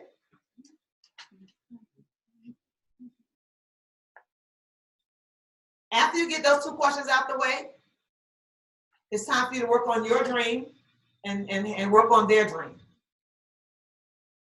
That's by selling the machine. Everything that you told me that you want to do today, everything that you're going to bring back from your growth work, will tell me. The 2 questions, the first question is, what did you like most about what you heard? And the second question is, do you have any questions for me at this time? Y'all get that there? Diane, you got it? Just nod your head. Yes? Okay, awesome. Yeah. So what did you like most about what you heard? And do you have any questions for me at this time? What happens after that? We're going to go through this in, I think, like week 13 or something like that.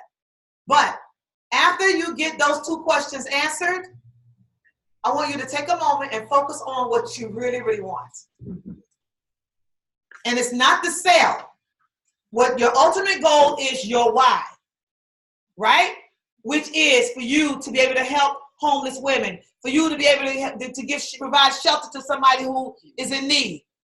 Okay, for you to be able to hold babies and for you to be able to read to people that don't have anybody to visit them. That's what it is. Focus on that. Because when you focus on money, people can feel that, you know. Yes. They can feel that. Yeah. When you got dollar signs in your eyes, you don't have to necessarily have a dollar sign in your eye for somebody to see you got a dollar sign in your eye. Exactly. Your eye look a certain way when you're hungry for money. Yes. Have y'all ever seen a salesperson?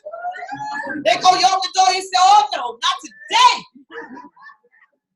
But they got a look, it's like a look like, I'm coming for your pocketbook and your wallet right now.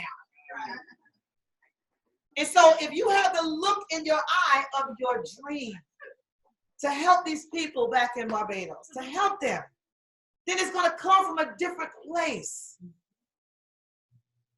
People don't buy what you have. They buy who you are first.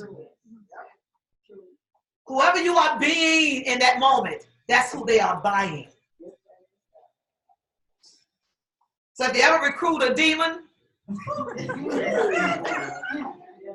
hello. Never mind. Very important, it says here. I already told you all of that. So anyway, let's get now down to a little bit of practice. And then I'm going to go into, let me do it this way. Let me do dress for success first. Let's do that. Yes, go ahead, Reverend Dillon. Go ahead. I was thinking about something you said last week. What did I say last week? You said whenever you come to these presentations, like what you're doing now, you should always be dressed like I'm dressed now. Wear a suit. You mean Tony told you that? Tony. All right. You should always be dressed up. You should Let me ask you a question. I do that anyway. Let me ask y'all a very sobering question. Yeah. Ask yourself this question. This is in the book too. Look at yourself. You don't have to look at yourself with your physical eyes, but you know what you put on this morning. You know how you look right now. I want you to ask yourself, would you listen to you? Don't answer it out loud. Answer to yourself. Because there's some times when I get up in the morning and I rush out the house to go do something, I don't want nobody to see me. I got on dark shades. Y'all will really think I'm Oprah Winfrey because I got a cap hanging out of here, dark shades, and I'm looking, boy. I'm going to get what I got to get, and I'm out. Because I don't want nobody to see me. And the reason being because I don't want to talk to nobody like that. I don't. And some people haven't had success with doing it just wherever. But I just feel that the first impression is the lasting impression. It is. And so let's talk about dressing for success. Yeah, in order to go up, yeah, you got to dress up. Yeah. And so if you wouldn't listen to you, then why do you feel that somebody else should listen to you? If you wouldn't listen to you, if you wouldn't allow you to recruit you, then why should somebody allow you to recruit them? If you wouldn't sit down and watch you do a presentation the way you look right now, then why would you expect somebody else to sit in the audience and listen at you do a presentation? I learned this a long time ago. My first business, Mary Kay Cosmetics. Yes, I learned that. I didn't know what I didn't know. I didn't. How water is people talking about? It's raining outside. I didn't know what they was talking about me.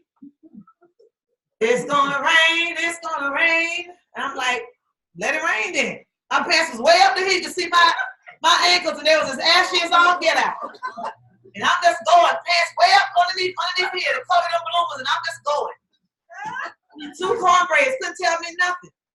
I came to the meeting like that one time, and that was all it took for Jennifer to pull me to the side and say, look here. Because I announced you, they asked you who guessed you, who invited you. So I said, Jennifer.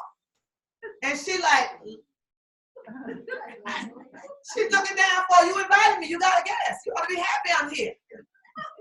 Even though I'm looking like this. I didn't know. They had to teach me. They had to teach me. I didn't have money. But guess what? I didn't have the kind of money to shop at Macy's at the time or to shop at Bloomingdale's or Nordstrom's. But I tell you what, I had the money to go to the thrift store. I had the money to go to Goodwill. I had the money to go to Salvation Army. And I went there, and I would find suits all the time in my size. $3, $4. I hear you. Sometimes I have to clean all the lint off of them, cut all the fur balls off of them, make it look like something. But when I stepped in the meeting, you had no idea that I was broke. Because I looked like money. And I'm telling you, I just got finished eating some rice and butter, Pastor Allen. Absolutely, but I was all right. You see? And so let's talk about dress code.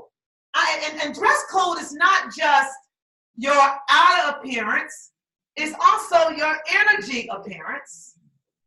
Okay? And then 2, it's not just clothes, it's also fingernails, men. Everybody take a moment and look at your fingernails. Look at your fingernails. Look at them. I know you don't want to look at some of y'all like this. Oh no, I don't want to see. I don't want to see. Look at them fingernails. They don't have no polish on them, but they should be filed and they should be clean. Men, there is nothing wrong with getting a manicure. Just don't get a French. But there's nothing wrong with getting a manicure. Is there a man in here who has never gotten a manicure before? Raise your hand. Raise your hand. No, I know, come on. I just want to know. You never had one? Okay, then raise your hand. We want to know. Okay, so you got some growth work. This is an assignment for you. Everybody, look at it. Point your finger. Point your finger. And we're going to say, this week, you go and get a manicure. And you're going to come back and tell us about it. You're going to love it. He's gonna love it. And anybody out there who's never had a manicure, you go and get a manicure too. Okay? I'm telling you, it's nothing like it. And it's good quality time too with the significant other. You go and you sit down and get your nails done and whatnot, you know. Sometimes that little lady be rubbing Tony's legs just a little bit too long, but I don't know. That's what part I don't like. You know? She just rubbing and she looking at him while she rubbing his legs. He trying to close his eye, be one eye looking at her. Still looking. I see something. And always the same lady, she get mad when somebody else go and try to do the speech. She want to do it. My customer. Like, you go up this, calm down. Oh boy. And so anyway, and then also, okay, what about your toes? If you're gonna wear open-toe shoes, then a couple of things. Now I know this is funny, and I know it's gonna be funny, but we have to talk about this, right? Let me tell you something. Vaseline, the dollar store have Vaseline all the time. And the Vaseline that they have will make your shoes slide right off your feet. You gotta only use a little tiny bit. A little tiny bit. And if it don't have no odor, if you just put a little drop of oil in the Vaseline and rub it together, it can make your feet smell like lavender or whatever kind of oil you got. But your feet should be nice and cream. And not just your feet. Go all the way up to where your skirt stop, ladies. Don't just have your feet greased and the rest of this is white and ashy. It's the truth. Okay? And so this is why we're getting this out of the way. This is this week one. We're getting this out of the way. We get to business next week. We gotta get this out of the way. And your arms too. Lotion. Okay? What I also recommend is I recommend that you put together, you put together a kit, a little kit to always have with you in your car, in your bag, or somewhere. Because the next part of this is very important. Hygiene. Yeah. I'll give you an example, a story. This is the truth. They're all true. I'm gonna tell you this. I had a guest, and when it was riding, when I picked him up, he was riding in the back of my car, and I'm smelling this funny smelling, but I'm saying to myself, okay, maybe you pass through different areas. It might be the sewer from outside or something. Until they say you got to sit by your guests, right? And so I'm sitting by my guest, and I can't hardly focus on what the person is saying because this aroma was so offensive. I didn't know somebody's breath could smell like that. You understand? And then he's like, yeah, yeah. I'm like, please. And then I went in my bag and I found some mints. And I was always taught that you take one and you say you give one to the person, so it don't look like you're just trying to give them one, like you're trying to, you know what I'm saying? And I opened mine and put mine in my mouth. You know what he did, Shirley? He said, "Now I'm gonna say this for later." I said, "Lord,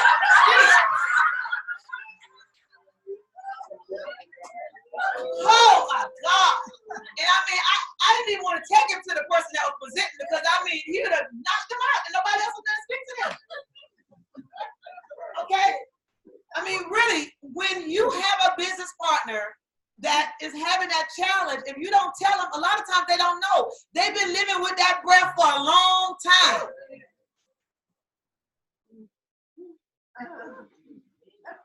They have been living with it for a long time. So, after a while, they get immune to the smell. And then they just want to talk to everybody. They don't even realize what they're doing. They need a dose of that 2.5. They talk and they just go, oh, I can't, oh. Take all their edges out your hair. I'm sorry. I told you we was going to have some fun though, right? And so anyway, like I was saying, and then so now, it's important to put together a little, like I said, a little kit. What can go in that kit? Mouthwash can go in that kit. 2.5 water can go in that kit. Absolutely. With a little bit of peppermint oil. Yeah. What else can go in that kit? Toothbrush, lotion, Deodorant, a 2.5, some baking soda with a little bit of 2.5 in there. Rock solid. Hairbrush. Dental floss. Hairbrush. Yes, Vaseline. Absolutely. Hairbrush. So you put together, and what you say, Diana? Hairbrush. A comb. There you go, girlfriend. Hairbrush. She said a hairbrush. Absolutely. Yeah, because you see, I'm telling you. And so now, men, let me talk to you a little bit right now. Let's start from the feet, and let's work our way up, and then ladies will conclude with your assignment. So, men. Yeah. Not your feet, because y'all don't come to the get together in sandals. But your shoes. When you come to a presentation, remember we're playing team, right? Your shoes shouldn't look like you've been kicking powder or walking down dirt roads all day. Your shoes should be nice and spit shine clean. So when you walk in, because I want y'all to know that's the first thing that, especially somebody who has some success in this industry, the first thing they do is look down at your feet. And then they look at you. And I've seen all kinds of feet in my 30 years of being in this industry. And that's some terrible looking feet. And then they have the nerve to have on tube socks on top of that. There's something called dress socks. Not the tube socks. I had my grandson had a pair this other day with a red lines at the front around some shorts. I said, you ain't not going outside with me like that with some sandals on. Not happening, right? I mean, but the thing is, tube socks when you wear sneakers. There's dress socks. Get yourself a few good pair of dress socks. Blue, brown, black. Okay? For the summer and then also for the winter. Very important. And then now your pants. One size don't fit all.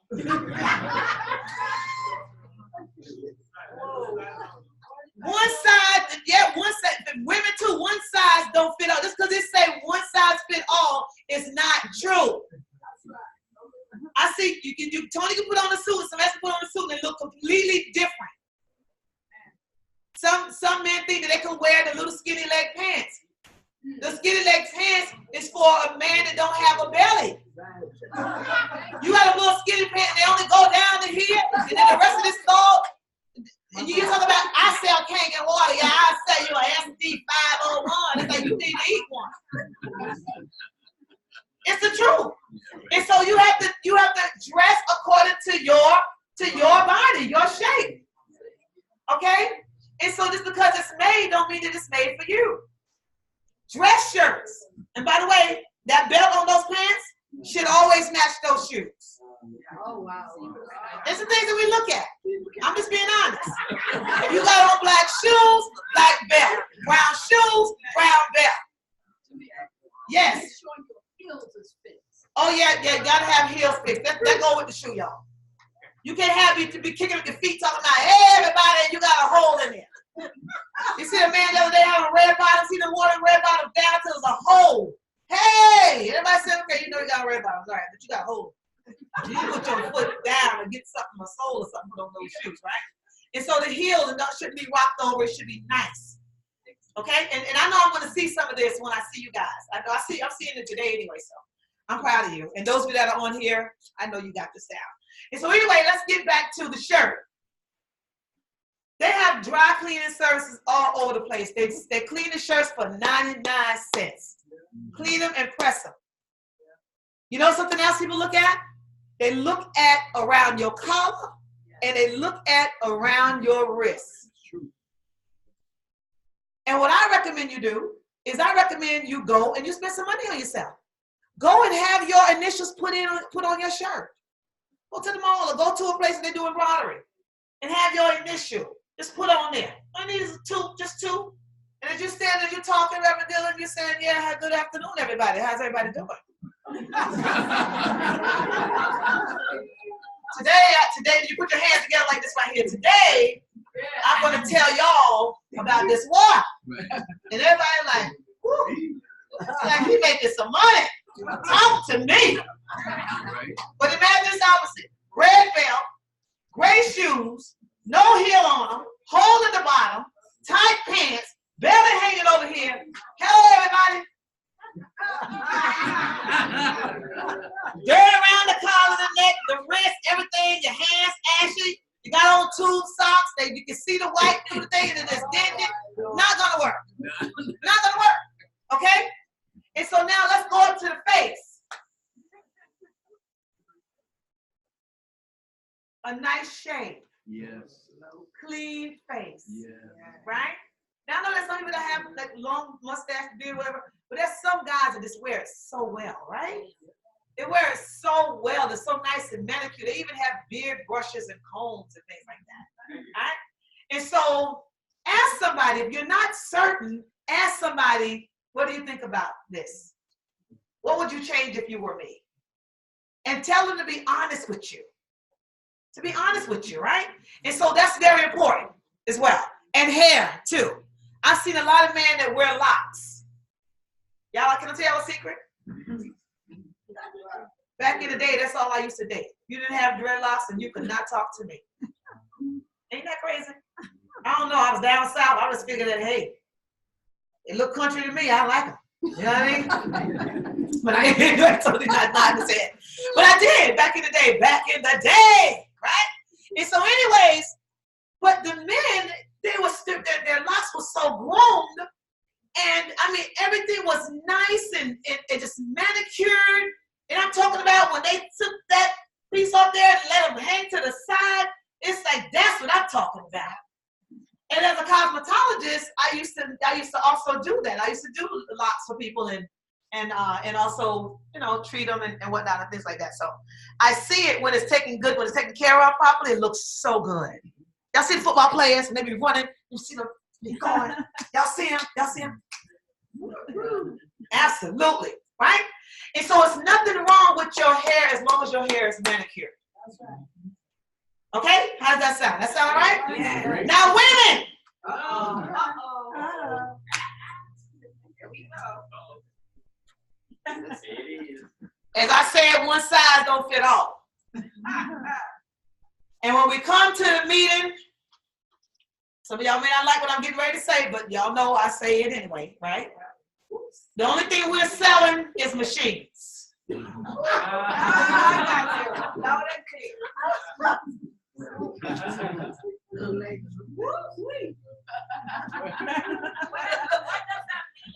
What does that mean? That means that what I learned from Mary Kay is that when you sit down and your skirt goes way above your knee, then that means your skirt is too short. Too damn. Okay. You just had a grandmother moment. Okay.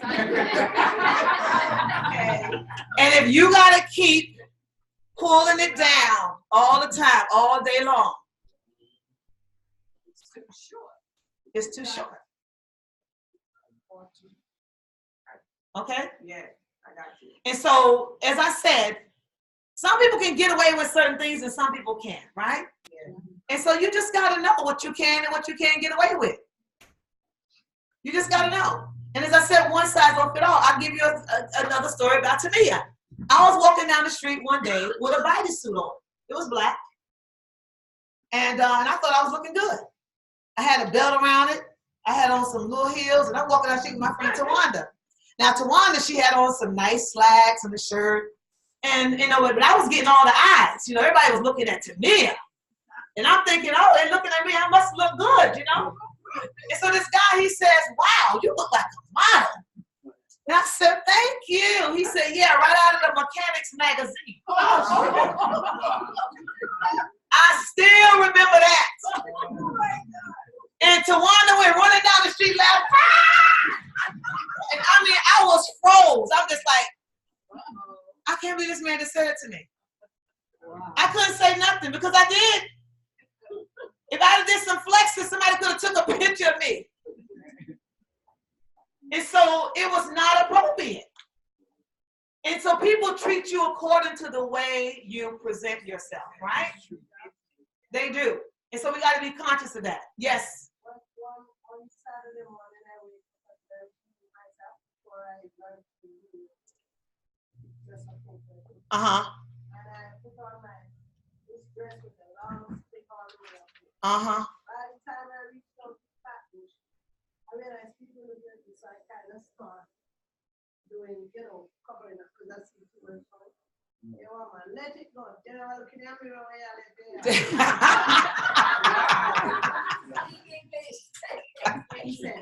let it go. I heard you. I'm trying now to come up on the road. And it's a hustler walk, I'm trying to come up. It was a windy day, so it's going, and I'm trying to go. So like, never look in your mirror when you leave your Shirley saying that she wore a skirt that was really high, and some man told her to just leave it alone because she should have saw herself before she left the house. Hurtful things, but it's true, y'all. Hurtful things, but it's true. And so we have to be conscious of that, okay? We have to be very conscious of that. And so, there's a lot of websites out there. There's a lot of apps out there. And if you put in your body shape, your body type, it will tell you what will look good on you, what won't look good on you. And then there's a lot of stores to go into and you go and you try on stuff. And if you don't like it, you can leave it, right? Or you can go home, you can try it on, and you can take it back, okay? But when you step out, people are seeing you now. They are noticing you now. You're following me? And so, ladies, eyebrows. Eyelashes too. I can tell you about me. Chantel, my 18-year-old now, is trying to teach me how to do eyelashes. Siobhan does eyelash extensions. That's my oldest one. That's her profession. Eyelash extensions. And now she's doing nails on that stuff. And so anyways, I decided I'm going to take, Chantel showed me a couple of times how to apply lashes. So I figured I'm going to do it. And I chose to do it while I was at one of the major events for Enagic. And I had, Judy, I had the right on the left and the left on the right. And I couldn't hardly see nothing. I mean, I was blanking and just blanking. It just, and Cynthia Baganti, she looked at me and she said, "So who did your lashes?" I said, "Me." She said, "Oh, okay." And I'm like, "Why she didn't say they look nice? What's wrong with her?" I had them all wrong. Chantel looked at me, I did FaceTime. She said, "Mommy, that is just so wrong. Did you go out like that?" I mean, but somebody had to tell me, right? And so now I'm learning. I'm learning it whenever I want to. If I'm going to buy with mascara, I'm learning how to do it. But I had to learn how to do it. I told y'all years ago, my makeup, for those of us that like makeup, we wear makeup, my makeup was one tube of lipstick. It was red. And I had to keep it hidden from my grandmother. Because red was not allowed. You couldn't wear red lipstick. Red polish either. That's right, you couldn't wear red polish either. And so what would happen is I would take that lipstick, I would put it on my lip, and I would put some here and I would rub it in, and I would put some around across here and just do like that. And you couldn't tell me nothing. I was looking good. I was like,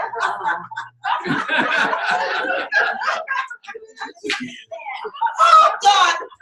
And then let me tell you something. It got worse. Because then I was introduced to blue. I was introduced to blue. And so I figured I'd do the red here and the red here, and I do the blue across here. Now I done stepped into a whole lot. And then when I got the blue mascara, it really got crazy. Can y'all imagine that? And so I learned how to apply skincare and makeup when I was doing Mary Kay. I learned how to dress when I was doing Mary Kay. When you became a director in Mary Kay, you had to have a skirt that was a little below your knees, and it had to be A-line, and you had to be measured and everything, because they were all tailor-made. The jackets, they had to measure here. They had to, all of that. And all of us wore the same suits every year. We had different suits. And so every year we wore those suits, but everybody looked like, whoop. I mean, all together, from the head down to the toe, okay?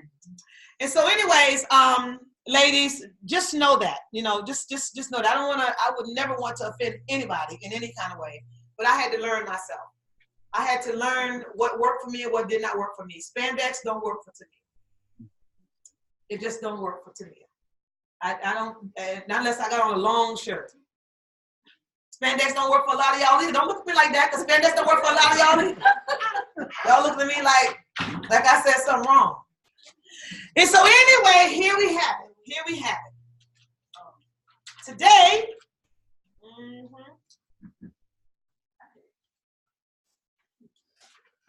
you got some work to do. Here it is. So even though like I said, this is a 16 weeks, it's free. You don't have to pay anything, just pay attention. Those 7 questions that I share with you. Okay, I want you to work on those 7 questions. All right, y'all have those 7 questions? Do I need to email them out to everybody? Yeah, can you email them? We email them out to everybody? Did y'all have the email on those lists back there? I'll give it to you back. Yes, I need. Do they have the emails on the list back there? No. All right, well, they need to put the email on the list back there. Okay? And so also for the agenda, here it is, the growth work, gratitude journal. You need to get it today and start it tonight. You have time. You can even start on a sheet of paper and then transfer it into your gratitude journal. A gratitude journal is a little book, okay? And you're going to write down things that you're grateful for, especially when you're sitting down and you're doing nothing, you're waiting on an appointment to happen. Think about something positive, all right? And write that down. The second thing that I'm going to have you to do, those of you that are listening on Zoom, this applies to you too, gratitude journal. Number 2 is, I want you to ask 3 of the closest people to you. If you had to change anything, what would they suggest you change? 3 of the closest people to you. Your mother, your husband, your brother, your cousin. Ask them if there was something for you to change. What would they suggest that you change? What would they suggest that you change? And this is not for me, this is for you. I'll look at it. Ask each one of them the same question. So in other words, if I was to go to Sue and I say, Sue, as you look at me, what is it that you feel? If I had to make some changes,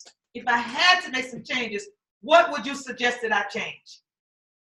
And then she tell me what comes to mind.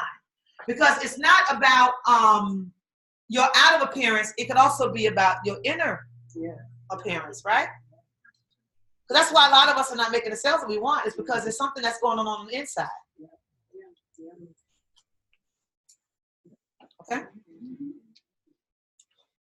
And then the third thing for growth work is I want you to bring in another journal. Now I'm going to be watching. Okay, well, you have started your new 100 prospects. Now you can put it on the computer. I know some of y'all the laptop and y'all have the apps and all that stuff, right? That's great. But I want to see it in writing. 100 list, the list of the prospects, your new prospects. 100. Brand new. Not the ones you've been talking to for 2 years, because that don't count. Brand new people. By this time next week, you should at least have at least 4 or 5. 40 is good. Because as I said to you earlier, there's going to be a valedictorian of this class, including those that are listening in, okay, and those that will go back and listen to the recording. And there's also going to be a salutatorian. And there's going to be a real big celebration. And there's going to be some very special people there.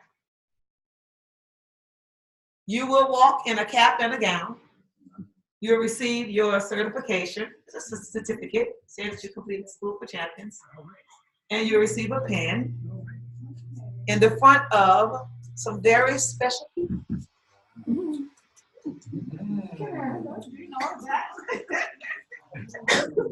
Yeah, because by this time, by the end of 16 weeks, you will not be in the same position that you're in today. So you'll have something to celebrate for. None of you will be in the same position that you're in today, because you will have something to celebrate. in conclusion, I want you to do this, and we're almost done. I'm sorry, we're over time a little bit, but I'm almost done. In conclusion, I want you to take out a sheet of paper, and I want you to write down. And this paper's coming to me. So a separate sheet of paper. Your name on it?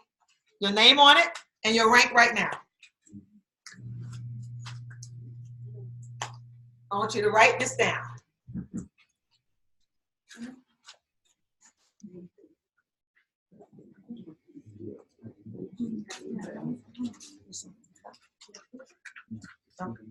Okay. And so I want you to write down, I want you guys to send it to me, not in the chat, but send it to me in the email. Those of you that's on Zoom. I want you to write this down. I am so happy and grateful now that, and grateful,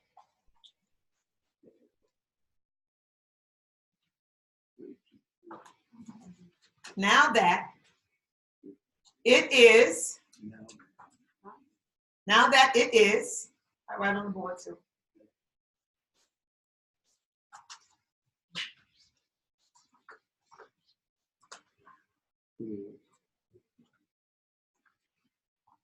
I am so happy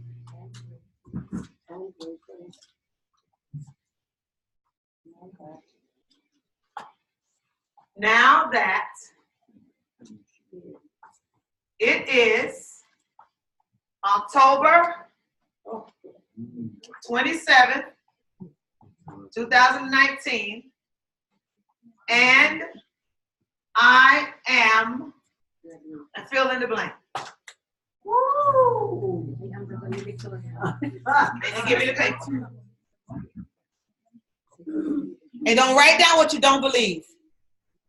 Because if you write down what you don't believe, it's going to be hard to achieve it. Write down what you can see. Give it to me today, now. I want it now. I am so happy and grateful now that it is October 27th, 2019, and I am. If you are still a 3A, you're a 3A. If you are now a 4A, you're a 4A. Okay, I am. Yeah, give it to Tony. You give it to Tony. Thank you. I am. 16 weeks. Because I guarantee you, if you do what I asked you to do, you're going to do it. You're going to do it. You have to do it. You have to do it.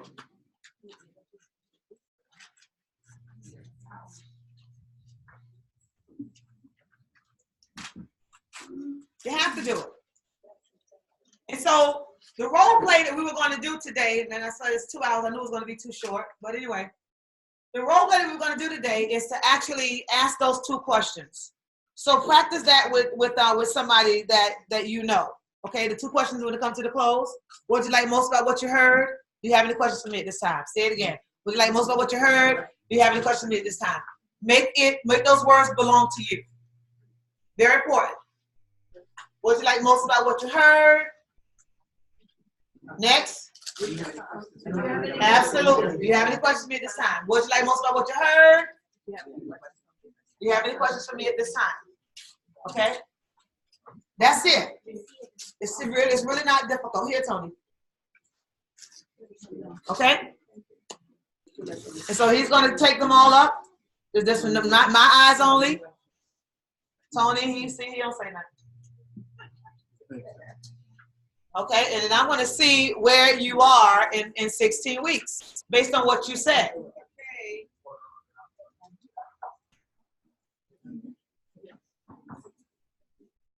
Now, we fast forward in the 16 weeks and you're there. How will you behave?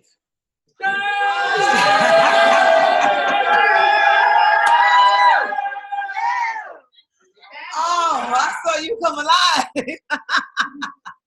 Awesome. I love it. Yeah. I mean, yeah, you will get there. You will get there. Definitely. Yeah. Absolutely. Okay, so do we have any questions about the growth work or any questions about anything? Yes, Chris. The dress code. Is that for the office only, or are you talking about it in everyday life? I'm talking about in everyday life. Whenever you're doing your business, you ask yourself, would I listen to me in this way? And then you'll know whether or not, one second, everybody, one second, you'll know whether or not, if you're comfortable and you can do it that way, then you do it that way. Because I'm retired, so a lot of people I meet to tennis court or people. Oh, well, that's cool. But I'm dressing actively. Yeah, well, you look good in anything you wear. I mean, so, I mean, as long as you don't have to, you have no, you know, I know that's not your role. So, I mean, hey. You know, so yeah, of course, if you're in that environment, then why not?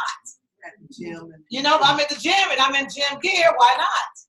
But when I'm going to do a business presentation, I'm very conscious of what I look like, because I realize that they're buying me first. I got to sell me first, and then the product is a part of it. You know, but they're looking at me and they're saying, you know, I want to do this. But if you're in the gym and you're all in gym clothes, I mean, then what can they say? But I would just look nice in my gym clothes, you know what I'm saying? Even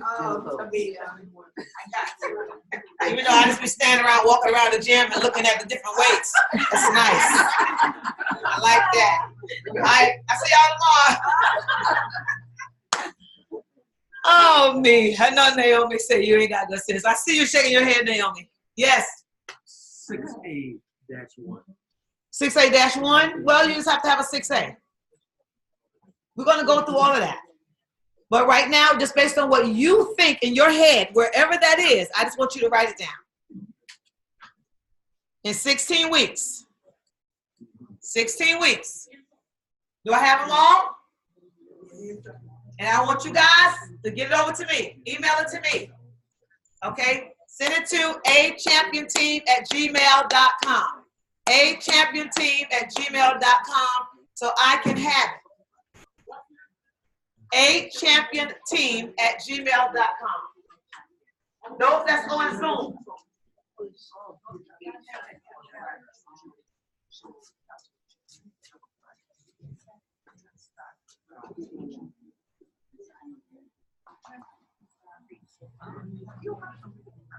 achampionteam@gmail.com. Okay? For those that are on Zoom and whatnot, y'all can email it there. And so, do we have any other questions, any comments, any concerns?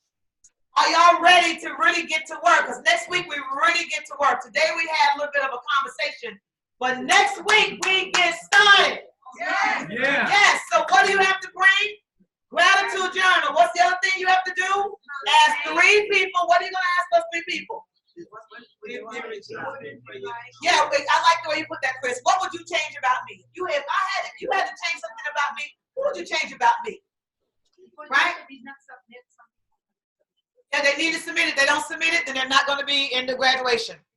You got to submit it. Then fill it out and submit it, please. Give it to Ivy, Tony. If you don't have Tony, say raise your hand. Here, Tony.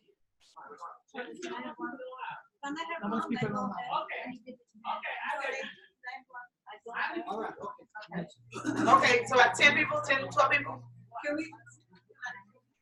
Yeah, that's fine. Yeah. Long within 7 weeks, 7 days. So if you didn't get your form in, then get your form in within 7 days. And then what's the third thing you have to do? Your prospects, yeah, write them down. Name, email, and phone number. I don't want the list, but I want you to have the list. So we're going to do something with that list. Brand new, not old prospects. No old prospects. No. Some of y'all been talking to people for 4 years. Don't make no sense to me. Email and phone number. Email and phone number of the prospects, yeah. Not for me, for you. But I want to see it. Because that's a part of your 80%. Part of your 80%. And in the first 5 minutes, so maybe the last 5 minutes, we'll have some bragging rights going on in here. Like, what did your week look like? Tell me all about it. Awesome. All right, guys. So give me a couple of takeaways. What can you take away from today? Tell me something you can take away from today. Y'all can jump in anytime you want to over here. Hope. Karen says hope. Faith. Okay. Faith. All right. All right. Never too late. I can do it. Confidence. Perseverance. Oh, nice. Firmness. I'm sorry. She said firmness. Not afraid? Oh, you are not afraid? Oh, I thought you meant that I was being firm. Okay, she just meant she's not afraid. Okay, good. All right, so any other takeaways? Dress for success. All right. And what about from Team Etiquette? Any takeaways from Team Etiquette? Did y'all already know all that stuff already? You kind of knew all that already? I didn't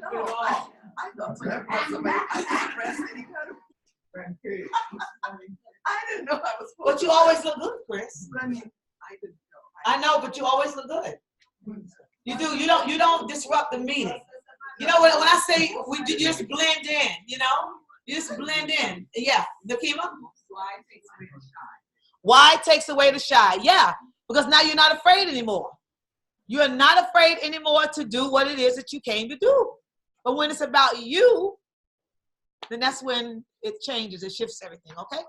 And so, guys, that is our first week of School for Champions, and I look forward to seeing you next week when it's from 2 to 4. From 2 to 4. Week number 2. Or join us on Zoom. Yes. For the gratitude journal. Gratitude journal, absolutely. Gratitude journal. You don't have to have a list of 100 prospects, new prospects, but at least have the book where you're starting to write down the names, emails, and phone numbers. Because listen to me, by the end of 16 weeks, everybody in here should at least have 10 brand new business partners that you personally got yourself. 10. That means if you have a team in here, imagine where you're going to be at the end of 16 weeks. If you have a team online, imagine where you're going to be at the end of 16 weeks. Because everybody's doing the same thing. Yes. Oh, that's a good question. She asked me, what's the difference between this class and the paid class? The difference is, this is School for Champions. It's a 16-week course. It's free. No materials involved. You buy your own material, which is going to probably come up to about $100 anyway, $200 anyway. But you buy your own materials. For the other class, it is more of self-development. It is Dare to Build Your Dream Through Unleashing the Champion in You. That class is it's more about you. On the 18th. Yeah, on the 18th, yeah. It's more about it gets to the core of things. And it's what's holding you back and what's got you stuck. And if you want to take it, you got to go register, okay? Because I gotta mail out. I gotta have your materials mailed out, and that you got to go to TamiaBathiaWilliams.com. Have you seen my website? Have y'all seen the website? Have you seen it? This guy is absolutely amazing. If y'all want his services, he told me to please share his information. He is amazing. I even got a chat section where you can chat, and my phone rings if I'm up. My phone rings, and then I ask my phone. I respond back. It is so nice. It's so cool. The pay is called Slabs. It's called Slabs. It's there now, yeah. So go there and get it filled out so we can get your information over to you. It's in there. Once you register the whole yeah. You have to put your name, your email address, but the website is it's an HTTP. Right, believe it or not. That's very important for y'all to know. Yeah. And it's online. It's online, right? It's 9 p.m. And you go to course. It says register course. And the slabs means payment. That's what slabs mean. It means payments. And that's the 12 weeks. And the materials is $497. That's shipping. And that's plus the shipping. And if you do slabs, it's $170 down payment. If you want to, if you feel like you need some self-development, then come on, join us. If not, then keep doing what you're doing, right? It's not mandatory, but I have quite a few of you that's going to be joining. Who's going to be joining that class with me? All right. And I know, Mada, you already, yeah. Yeah, okay. All right, good. So about 10 of you. All right, good. All right. And so on Zoom, I'll have somebody send you the link. You filling out the paperwork now? I have her send you the link. Okay, I have her send you the link. You can go right on Zoom. And so I'm gonna go here. Oh my God, I got 166 messages. Oh my goodness. Hey, Sharon. Yes. Hey, by the way, guys, we are all done. I thank you for showing up here today. It means so much to me, and I'm so glad that you see a little value so far. But there's going to be a whole lot more as we continue. So this is just the beginning of the best of the rest of School for Champions. So give yourselves a big round of applause for showing up here. Thank you. Thank you. Thank you. Now, those of you that have questions, Diana, what do you want to ask me? Got so many questions here. I got to go back and look at all these questions. Terrence, everyone. Terrence McKinney. What's up, Terrence? Yvette, I see you. I'm going to go back and... All the questions got answered, Tamia. Oh, they did? Oh, thank you, Jenny. Thank you. I got all my questions answered. Good. You got your question answered too? Are you gonna post a recording of the yes today? Yes. Good. Yes. Okay. Okay. So the class is every Wednesday from 2 to 4 Eastern, right? You welcome. Yes. Yeah, let me let y'all see everybody in the room. Everybody, y'all say hi. Say hi to your Zoom friends. Awesome. From where? They're from New Zealand, Australia, Louisiana, California, Texas. All over. Yeah. Jenny's on there. Jenny? Yeah, say hi. Hey, Jen. Hey, Jen. Hey, all there. Love you guys. We all took notes. Jenny, he's so cute. T.T. Tamia. Hi. Hi, baby. Bye. Okay. Bye. How are you? You frozen. Yeah. I didn't even realize that she was just did that. Hey, you know what?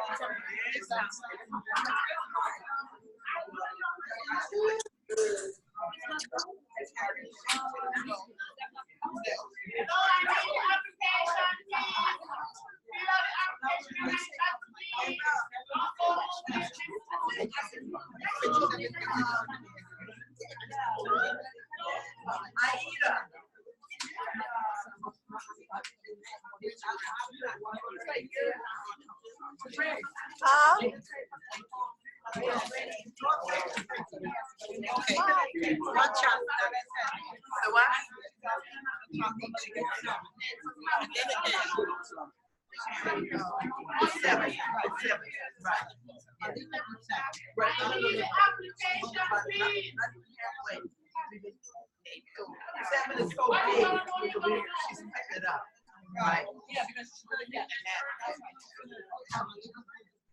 Yeah.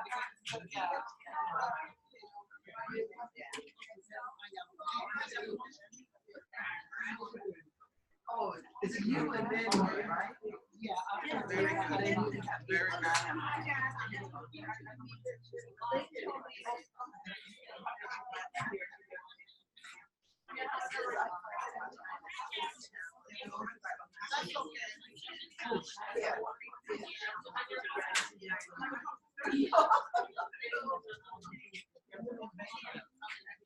You can give it to her. Yeah.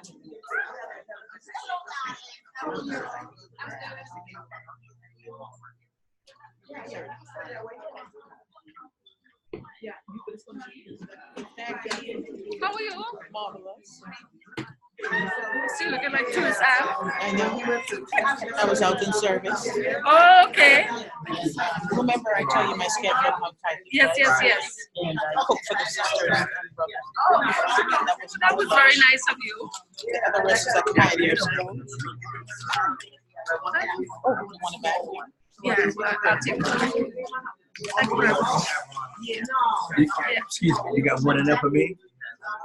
You didn't put your order in. I'm You didn't put your order in. I'm only kidding you. So if you didn't put it in, you missed out.